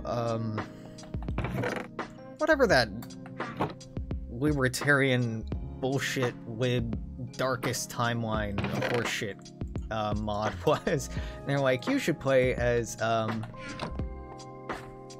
Soviet general. Oh my god, he had like more metal than a fucking gold mine. Oh, famous from World War II. He's in The Death of Stalin and is really good in that. Can't remember. It's probably like right on the tip of my tongue. Doesn't matter. And, you know, honestly, no, not really tempting. I don't want to play in a game where the person who wrote the lore is like, haha, the Soviet Union split into a bunch of different warring factions because I don't understand how leftism works. They're all like warlords now. Like, okay. Zhukov, thank you. I was thinking of Zhukov. It's not a hard name. It's a very cool name. Just completely forgot about it. Yeah. And you know, I don't mean to be such a negative person. But I am. And I definitely appreciate, in terms of content, I haven't for a long time now put out the kind of content that people have expressed wanting from the channel, or having subscribed or donated or started following, because I absolutely respect and get why people would be disappointed by that, or turned off, or turned away by that. Totally. I feel apologetic about it, really, I do. Like, I'm not sad, like, oh no, people know I channel. I really have quit caring about that. In the same way that I've quit caring about, like, the mod projects that I've been working on to the same sort of extent of, like, I just don't have the emotional bandwidth to prioritize that right now. It is important to me, but Maslow's hierarchy of needs, you know, that kind of prioritization is currently occupied, if you will. I am so turned around, what the fuck?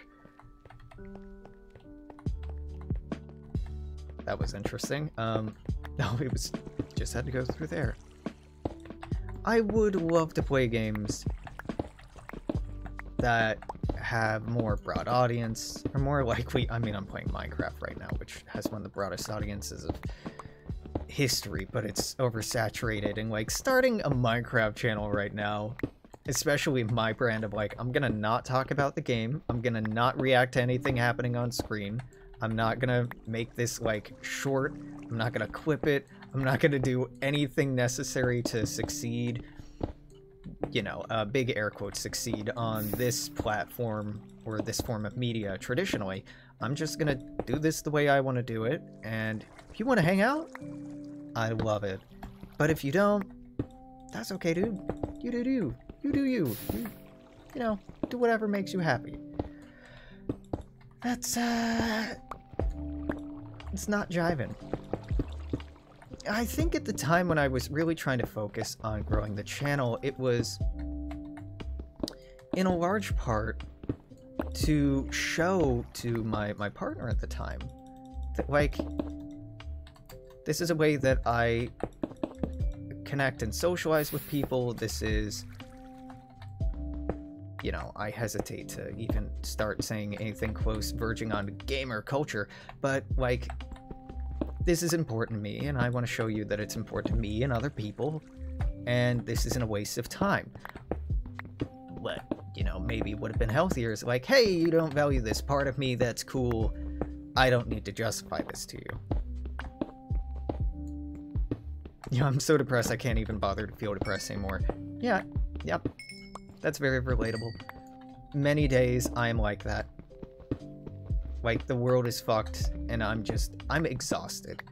These days, more often than not, I'll use the word exhausted to describe how I'm feeling. Because it's not just depressed, where I'm just, like, drained and sad and kind of distraught. It's just, like, hopeless. Hopeless and almost resigned to that hopelessness. Feeling trapped and stuck in that hopelessness. Not seeing any way to change my material conditions, to better things for myself. Feeling very stuck. Big doomer energy, right?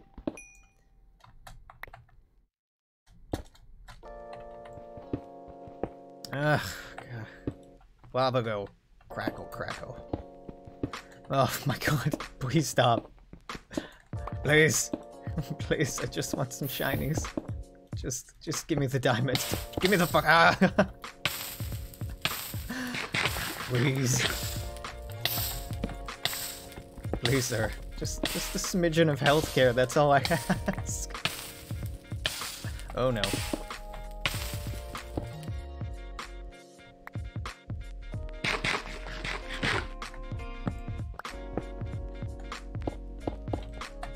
Woo.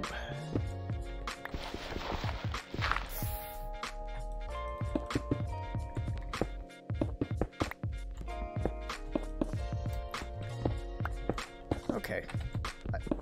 This is a weird observation, but I swear the lava physics have changed. Used to be, if they could fall down a vertical file, they would just fall down that single vertical file forever. But now, there's a thing where it seems to check, once it enters a new vertical file, if it can also split off into a single new horizontal file, and if it can, it does. I'm not sure if this is a new thing or an old thing, but it's... oh, very strange. Ah, sure. Hit me with the funny band story while I... It looks like I'm in focus. It looks so fucking dark in here. Yeah. You know what? Yeah, I got time. I got time. This is a weird fucking recording anyway. Let's just, get me out of here. It's chair cam time. And then it'll be story time when I come back.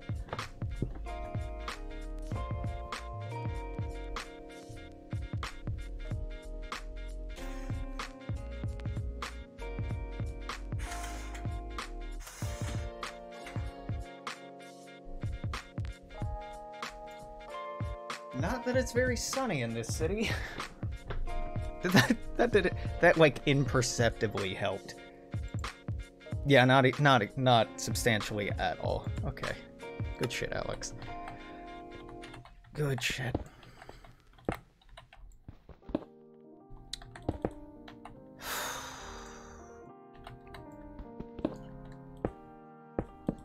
I am yawning. I'm not tired, you're tired. Out of stone. Okay, just... do this until the pick breaks, probably? Yeah. Yep, there it goes.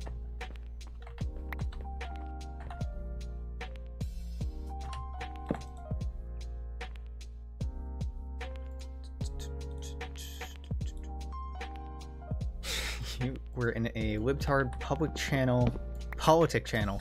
They were going through an Orange Man bad checklist to own a conservator in chat. When they got to Trump funding the IRA through his hotels, I said, what the fuck? I didn't know Trump was based in Provo Pilled, got banned in a matter of seconds.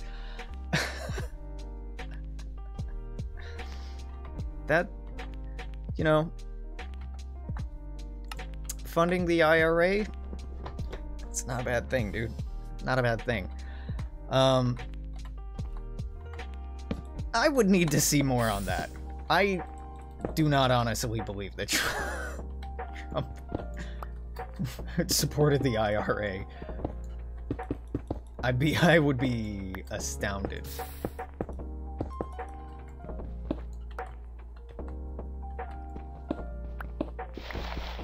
Sounds like some lib nonsense to me, TBH. Big if true kind of shit. Oh my god. Please, sir, I just want to dig over to the other tunnel that I know isn't there because there's so much lava it can't possibly... You know what? It's not there. Let's go back. Let's go back.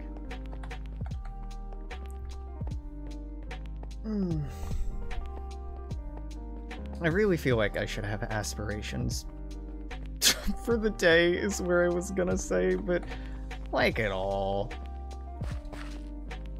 It's been about 2 hours. What are we feeling? Is this a 2-hour stream? This is a 3-hour stream. It's not going longer than that. I do be vibing. I do be vibing. Well, like I said, I could use a shower. I'm not stinky, but like hair's starting to feel slightly greasy. Checks nervously for creepers. Hello? Hello? Hello? Got any splody boys in here?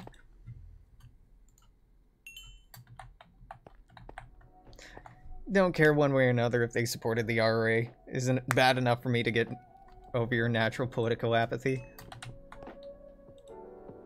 I mean, I think people in not the UK probably feel very differently about the IRA than you know, folks in the Isles, right? Like, to me, IRA is like kind of a cool example of resisting the world's biggest imperialist power for centuries. That's really quite admirable and interesting, their methodology.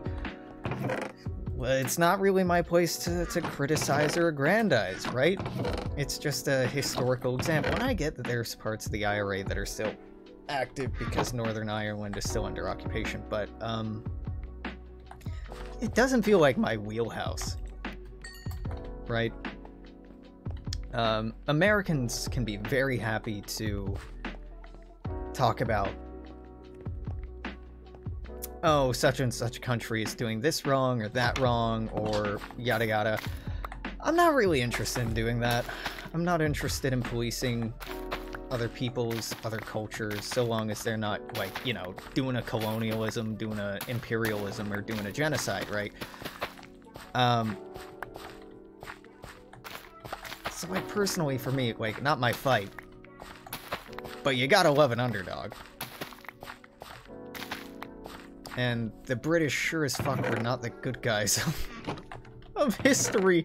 So, and I say this as someone of strictly English heritage. We're the baddies and absolutely deserve it. But Alex, car bombs bad. Yeah, military occupation also bad. There are no good guys in the story. There's only desperate people trying to, through the use of force, enforce their will upon another party. It's just war. It's just... World's full of wars. World has always been full of wars, and it always will be full of wars. The fucking people in the United States right now talking like, no, class warfare isn't a thing, race war isn't a thing. Like, just, it is. Just because you're not literally shooting guns at people all the time, though we, with increasing frequency are, it doesn't mean that something doesn't qualify as a war, you know? And that's a nuance of political science that was not instilled in me in a kid. That was not what I was taught in school. War is a thing you do with guns and tanks and airplanes and bombs. But war is also a thing you do through political policy. The monopolization of force you do through economics, the restriction of material and energy and rights, and mobility and freedom. And in that way, we're fighting all kinds of wars all the time to try to, through the use of force, whether it be deadly force or otherwise, impose will upon another.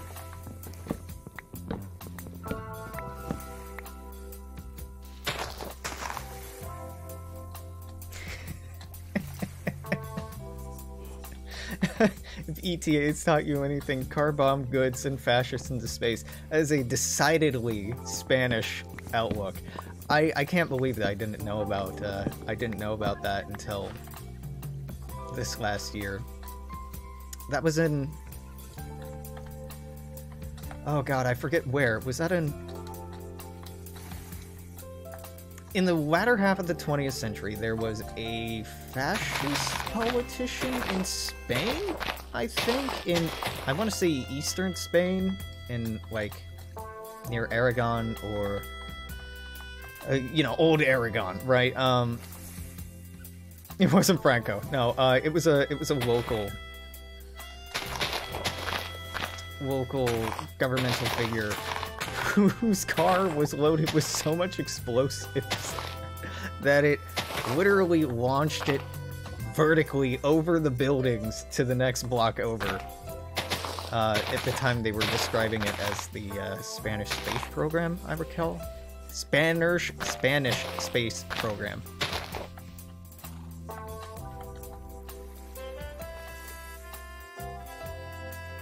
Colonialism is horrible. It's horrible. It's irredeemable. Is people who benefited from colonialism, we have a lot of myths about, like, it's not bad, or, you know, we brought X, Y, or Z to them. We could have done that through trade. We could have done that through equal, fair trade, or gifts, or benevolent exchange, or mutual aid. Colonialism is going to a place going like, hey, I have power over you, and I'm going to enslave you. I'm going to extract your mineral and material resources and wealth and give you next to nothing in return, and act like I'm civilizing you for it. No. It ended slavery. No, it didn't. What are you talking about? It created slavery. It created the institutions of slavery in the United States. Colonialism, like, literally the triangle trade existed as a product of colonialism. Neocolonialism, still bad. Slavery still exists. We just externalize it to other countries or our prison industrial complex and then act like it doesn't exist. I mean, in the United States, slavery still has legalized loopholes for our prison population. Slavery still exists. We didn't get rid of it. Not entirely. Literally Mussolini's excuse to invade Ethiopia. Yep. Yeah. You know, it's possible to be like, hey, technological advances, cultural ideas were able to move more fluidly than they ever had been before, thanks to the introduction of technologies to peoples and regions that had not been exposed to them before. We can talk about that, and we can say, hey, that's true, but the way that it was done was truly inhumane and abhorrent. We can do both things at once. We can be like, it wasn't all bad, it was just like 98% bad. Because there's always a silver lining to a cloud, but just because there's a silver lining doesn't mean that there wasn't a cloud. Yeah, slavery existed before colonialism, but not in the industrialized, institutionalized way that it existed in the United States as a product of colonialism. Slavery in continental Europe prior to the colonization of the Americas was a kind of foregone thing since the fall of the Roman Empire. It had been replaced as means of production by feudalism, which was in all but name slavery, in large part. But it was when there was a labor shortage that white people defaulted back to this ancient practice of exporting labor from conquered territories to work in manual labor as property. And it wasn't just the United States, right? The Caribbean, South America, Central America, got a lot of that. Initially, and we can look at the Spanish conquest of Central and South America, the intention was to use indigenous labor as slave labor. But due to their lack of resistance to European diseases, they were found to make a poor workforce. So the Spanish, English, French, Portuguese, and Dutch, looking for alternatives, looked to Africa, where, because of the ivory and gold trade, there were potential sources of cheap slave labor. And this is not like me taking some materialist lens on history. This is what is taught about the triangle trade.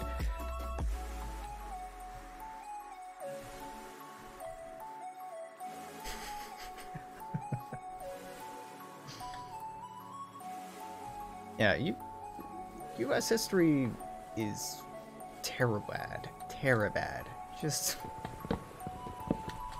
in the same way that, you know what, I'll say it. In the same way that Nazi Germany industrialized genocide, so too did the United States industrialize slavery through its history. Not just the United States, the Caribbean, South America, mostly the colonialist powers. And they... Like, oh my god, after the abolition of slavery in the United Kingdom, sugar plantations didn't meaningfully change because instead of using imported slave labor from West and South Africa, what instead they started doing was importing slave labor from Southeast Asia to working on plantations. They just switched out people from Africa with people from India and acted like they made some fucking change. Even though slavery was illegal. And so slavery became obfuscated. No, we're paying these people. They're paying back their debts. It's not real slavery. They're technically free. They just have no choice but to work here. They signed a contract. It's not slavery. It never really went away. It got obfuscated and changed in order to meet political appetites and popular tastes at the time, but I mean, even today in the United States, we have prison labor fighting wildfires in California, dying for capitalism, paid next to nothing, or literally nothing, just in exchange for a shorter prison sentence. Slavery is alive and well in the world today. Never went away. Yeah, through debt, we've recreated debtor prisons, debtor slavery, and we've refined it and we've obfuscated it. And like, that's the odd genius of the fucking thing, is the more you complicate brutality, the more layers you add onto it, the harder it is to recognize it and see it for what it is. And in doing so, you make it easier to perpetuate, easier to benefit from, easier to subject people to, because it being more bureaucratic, more convoluted, more nuanced, is a smokescreen more often than not for just continuing to do the terrible things you did before. For example, minimum wage hikes in a lot of the US, particularly the West, has been met with a boom in the gig economy as people fired their delivery drivers and etc. in exchange for taking advantage of these services.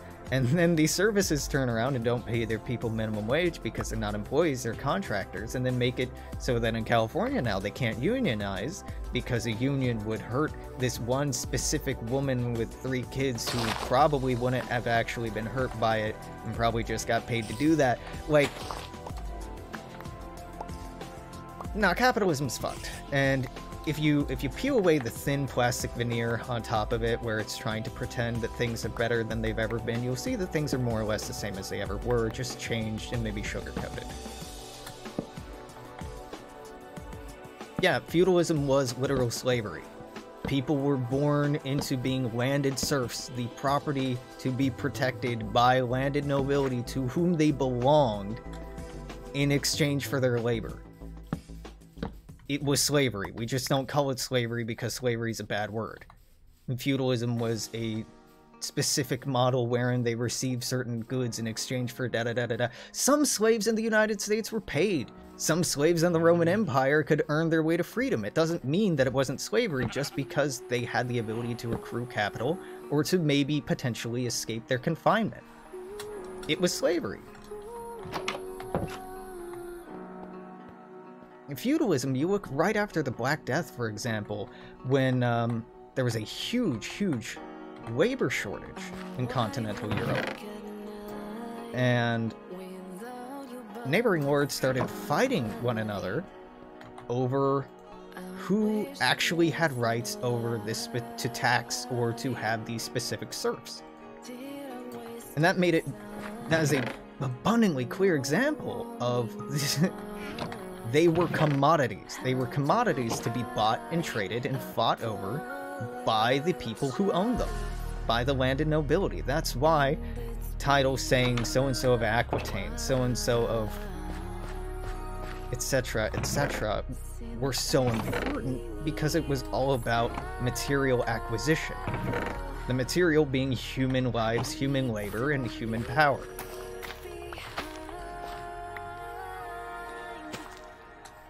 It's not like a woke take to say this. This is just a historian materialist view.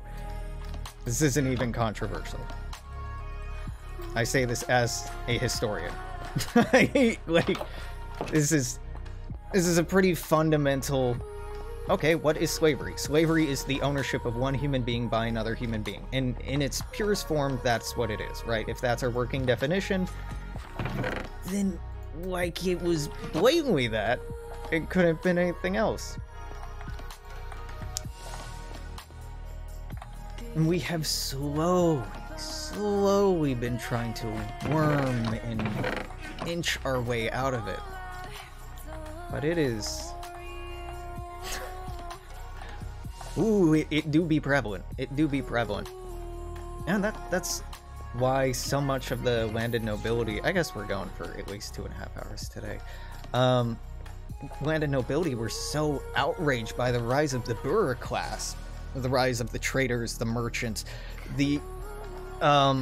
specifically the guilds, who were outside of their controls. Guilds were in effect, a rudimentary form of unions.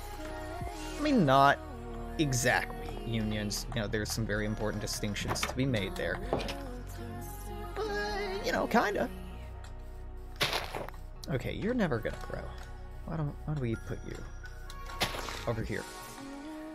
And, I mean, all the arguments you can use against modern-day corruption and unions in the United States, oh, you could absolutely use for guilds back then. Like, absolutely, holy shit. You look at, Tuscany. You look at Florence, Firenze. You have merchant lords. Bankers owning, cities, basically. And it's a really interesting period, this transition from feudalism to more traditional capitalism, because it makes it very clear that capital is the source of power, not necessarily military right, not the divine right of kings. The right to own people, to own product, to own their productive power and capability is in stuff, is in materiel, in control of material conditions and production. That's why they started slowly usurping nobility, because they were just more effective at controlling people than the nobility were. And more effective at accumulating capital in the form of stuff. This is making me really feel like we should just keep reading Das Kapital so we can get to the point where I can just link, like, see this chapter of Das Kapital, but again, I would never assign someone to read that fucking book. It hurts to read. Marx was not a good writer. Nope. The colonialist powers were not the largest forces of abolition in human history. Take, for example, the caste system in India. It was on its way out. when the United Kingdom stepped in. The caste system, which prejudices still reach to this day, were introduced as a means of maintaining colonialist power there and artificially instituting a power structure that did not have a cultural precedent of existing there. You want to talk about abolition? Let's talk about the largest prison population in world history, existing in the United States today, and making it one of the largest labor forces enslaved in world history. We can talk about the amount of people who live in poverty, not because there's a lack of material, lack of food, a lack of housing, a lack of wealth in the modern world, but in this colonialist, supposedly post-abolition world, there are people living in conditions akin to slavery across the planet as a consequence of capitalism, as a consequence of the power structures of colonialism that were entrenched there. I'm not saying poverty didn't exist, war and suffering and, persecution, etc. didn't exist before the arrival of Europeans, but Europeans made it worse. They codified it, they normalized it, and centralized it. You're doing a lot of yeah, but what ifs. Yeah, but. It's not a yeah, but situation. This is just yes. You can say yes and. Like, okay, what you're saying is true. This is also true. That's more appropriate here. But you're really trying to make a... Your point is trying to say that colonialism was good. Or did some good things. And you're not going to make a serious argument to someone who's studied political science or history or sociology. There's no argument there.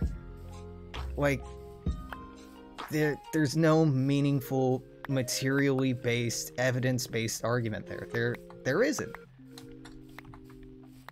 And I'm sorry if that's uncomfortable for you, but there's no serious arguments for it being a good thing. There's some capitalist propaganda saying like, oh yeah, look at the global poverty index, which is a thing that the World Bank made up to make itself look good.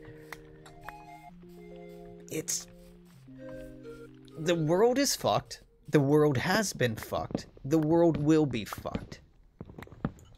I don't have some fetishistic view of, I'm just trying to break the X here, fetishistic view of the past where I think everything was, sun and roses before settlers showed up. No, absolutely not. But settlers exerting power over people cannot be recontextualized and be a good thing. Oh, Rome brought roads and writing and civilization to the barbarians. Yeah, and the Chinese used the same arguments for what is supposedly happening to the Uyghurs right now. No. That argument leads to nowhere good. Nowhere good. Colonial powers didn't maintain old power structures as long as they paid them homage. No, colonialists reintroduced old power structures or introduced new power structures to introduce and instill internalized conflict. Like in so many African nations, making minorities hold positions of political power, military power, political office, etc., so that they become antagonized and seen as the enemies of the indigenous majority over which they were positioned to rule, obfuscating the role of the oppressor of the British to the role of the oppressor to other indigenous peoples. Like, incredibly clever, incredibly intelligent stuff. But it's not, oh, they didn't want to interfere. This isn't the fucking Federation. This isn't Star Trek. They were happy to interfere. The 16, 17, 1800s are full of literature talking about how much these assholes were excited about spreading civilization to these other parts of the world. is an excuse for getting free labor or cheap labor or taking advantage of them. I mean, for fuck's sake, look at the Opium War. China was like, no, you know, we don't want opium. We want gold. So the British responded by illegally smuggling opium into the country in order to destabilize it, because the British economy was trading at a deficit with the Qing Empire. Chinese found out, naturally wanted to hold the criminals responsible, to which the British invaded the country. This is not an odd example, this is the rule. The Europeans did whatever the fuck they wanted to benefit themselves, breaking local law, breaking local tradition, disrespecting, destroying, upending political power structures that improved and allowed stability in life in regions that are now incredibly unstable. You want to talk about, like, instability in the Middle East, it's entirely because of the post-World War division of territory to the Allied powers following the fall of the Ottoman Empire after the Revolution of the Young Turks.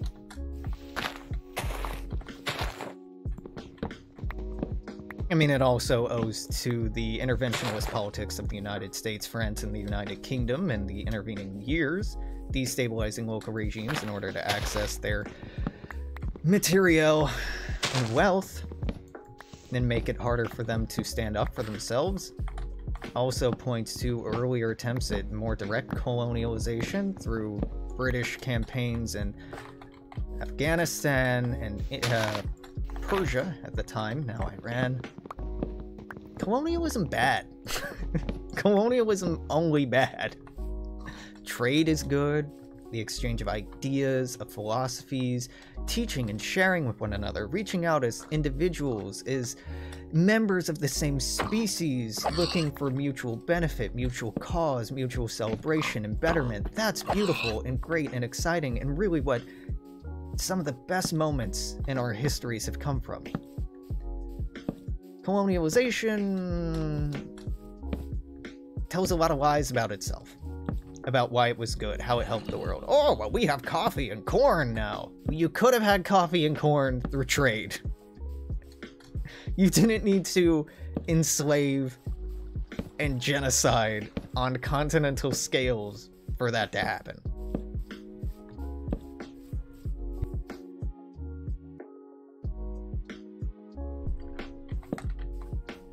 It's just apologist revisionary nonsense. And trust me, I'm not arguing as if I've never thought that way. When I was first starting as a freshman in college, when my understanding of history was taught through games like Hoi 4, historical simulators, Wikipedia, and I was kind of on that nationalist kind of pipeline. I'm not gonna act like, you know, this wasn't a part of my history, this wasn't a part of my growth. Yeah, I've totally been wrong. But there's a lot more to it. There's a lot of nuance, and a lot of that understanding can be really grown out of listening to the colonialized people. Listen to the colonized people. Listen to the indigenous people in the continental United States who want their land back. Listen to the people who for so long were separated from their history and cultural identity that they now exist as an entire diaspora, unique culture in the United States. I'm referring to African Americans in the United States here, if that wasn't perfectly clear. Listen to people from Vietnam rather than talking about how France wasn't that bad in Vietnam. Listen to people from the Sudan. Listen to people from Ethiopia. Don't be like, yeah, but we gave them this. Fuck that. Ask them.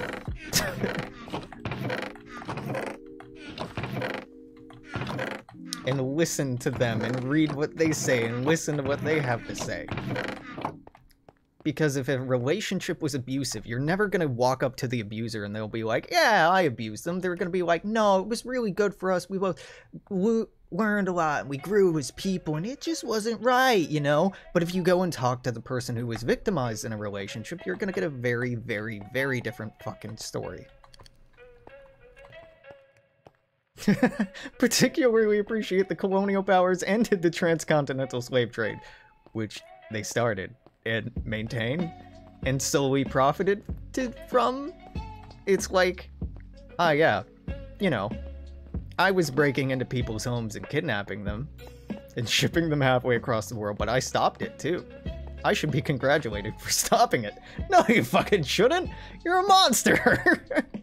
Just because you arbitrarily decided one day to stop being a monster doesn't mean that you're not still a fucking monster. No, but the Asiatic Afro slave trade... None of these slave trades stopped. They've changed shape, but human trafficking is still a thing today. We call it human trafficking instead of the slave trade today because we changed the words. We changed the words so we can act like things have changed, conditions have changed. Like, I'll talk about Epstein here. Epstein invented a drive in a fictional science fiction setting. Jeffrey Epstein engaged in human trafficking and what should be characterized as sex slavery. He was not alone in doing so. A great many people of great political position and import in the United States and elsewhere have been identified as potentially participating in these activities. It is very much real today in that, like, very literal, very visceral way, and you can't act like, oh, that's an excuse and it doesn't exist. We can look at the amount of people who literally cannot leave their jobs because they would die if they did that. That's slavery. They work at a company store. We can talk about the people who are only alive or getting insulin because of insurance from their company because their country won't let them live. That's a form of slavery.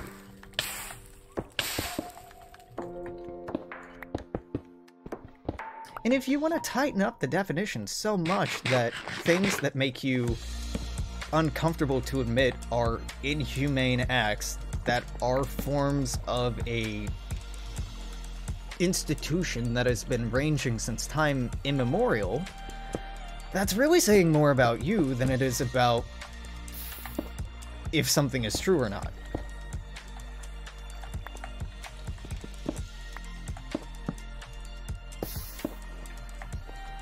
Oh, stream error. Do I have to F5 my own stream? My god. Stream dead, stream dead, stream dead.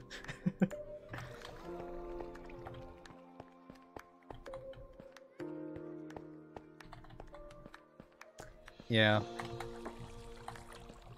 I mean, the trade could be stopped entirely. It could. If white supremacy weren't codified in the United States institutionally, if slavery didn't have loopholes within the United States, if capital and profit were not the bottom line by which we measured everything, if we removed the underpinnings which made slavery desirable, sustainable, and profitable, we could stop any institution in any way resembling it. But we haven't, and we treat it like it's impossible because the capitalists who hold power are not interested in disrupting that form of power which gave rise to it. In the same way that we're not willing in the United States to meaningfully address racism because we're not willing to address the underpinnings which maintain racism at the benefit of white people.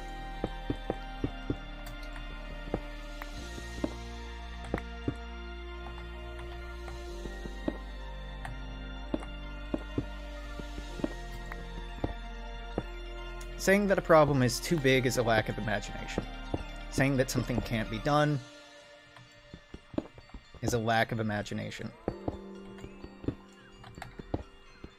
Revolutionary thought is not just about Viva la Revolution. It's not just about liberty, equality, fraternity. It's not just about the people united will never be defeated. It's not just about all these slogans. It's about hope and imagination. And looking at what we're told is impossible and trying to find ways to make it possible. Trying to create a world that we actually deserve to live in. A humane, just, considerate world. One that doesn't make apologies for centuries of enslavement, colonization, and abuse. One that owns up to our mistakes. One that recognizes that it was wrong and there's no conscionable way to dress it up in any way but to admit that it was wholly an immoral, unconscionable act which can never be repeated and never be fully repaired.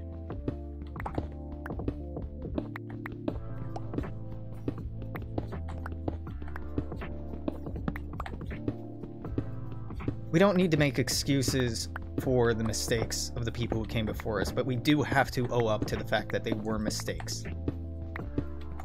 That the Pathfinders before us, our forerunners, forefathers, our founders, were not good people.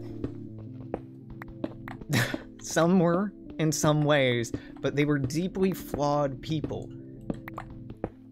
Surviving and profiting in a way that is profoundly reprehensible from a modern lens. And while you should never use a modern lens to analyze a current person, you should measure them by the values and considerations of their time. Maybe there's an argument for that. But you know what? I'm not in their time. I'm a person of now, and I can say that we shouldn't put people, shouldn't put colonizers, shouldn't put a history of colonization, abuse, rape, pillage, warfare, and destruction on any sort of pedestal except to put it in a museum with the headline article accompanying it saying never again.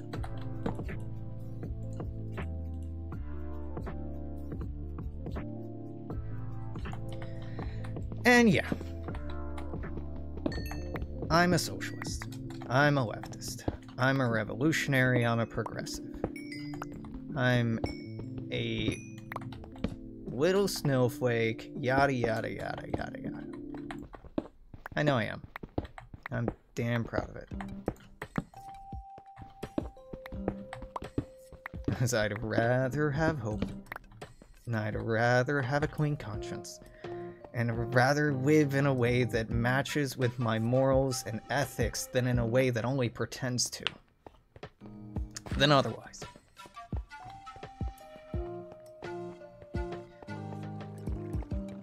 And I think I'm done for the day. We're about at 2.5 hours. I'm really wanting that pizza. I'll be honest with you. That's the main motivating factor. But I think I'm gonna go drop this shit off, and we're gonna look at a beloved Hoosier. A beloved Hoosier who I want to close on because it's something that often bears repeating. And you know, so few good things came out of Indiana. we gotta celebrate the few good things.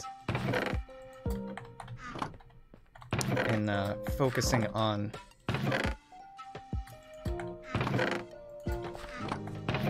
words to actually live by. And not empty, meaningless, baseless platitudes. Found it out of, no thunderstorm or sleep at night. Oh, okay, we'll do this. We'll do this. Last thing, we're at 2.5 hours. All right,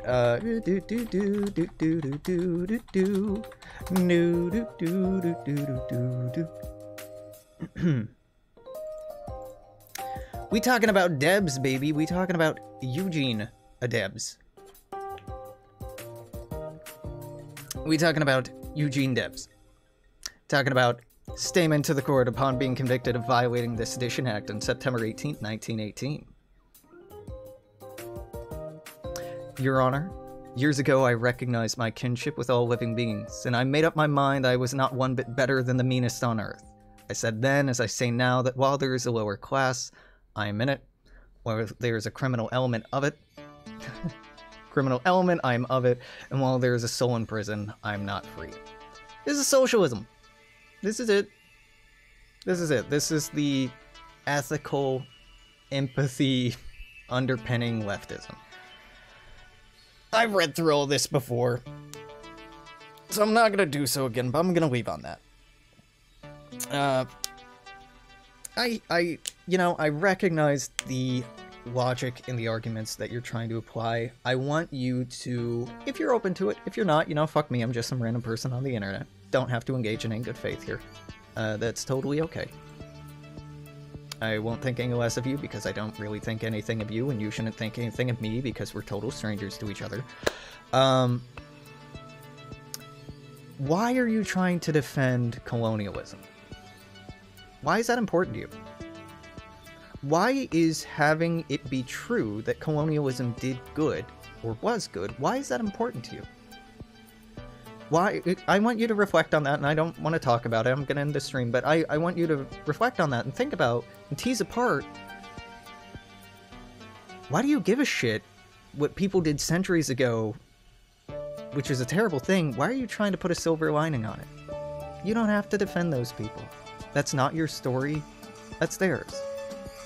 You can make your life and your energy and what you care about something that's legitimately a force for change and good and beauty. Don't have to lick boots. Until probably later today, if I'm being honest. I'll probably be back with something else, but toodaloo, take care. I'll see you then. Bye-bye.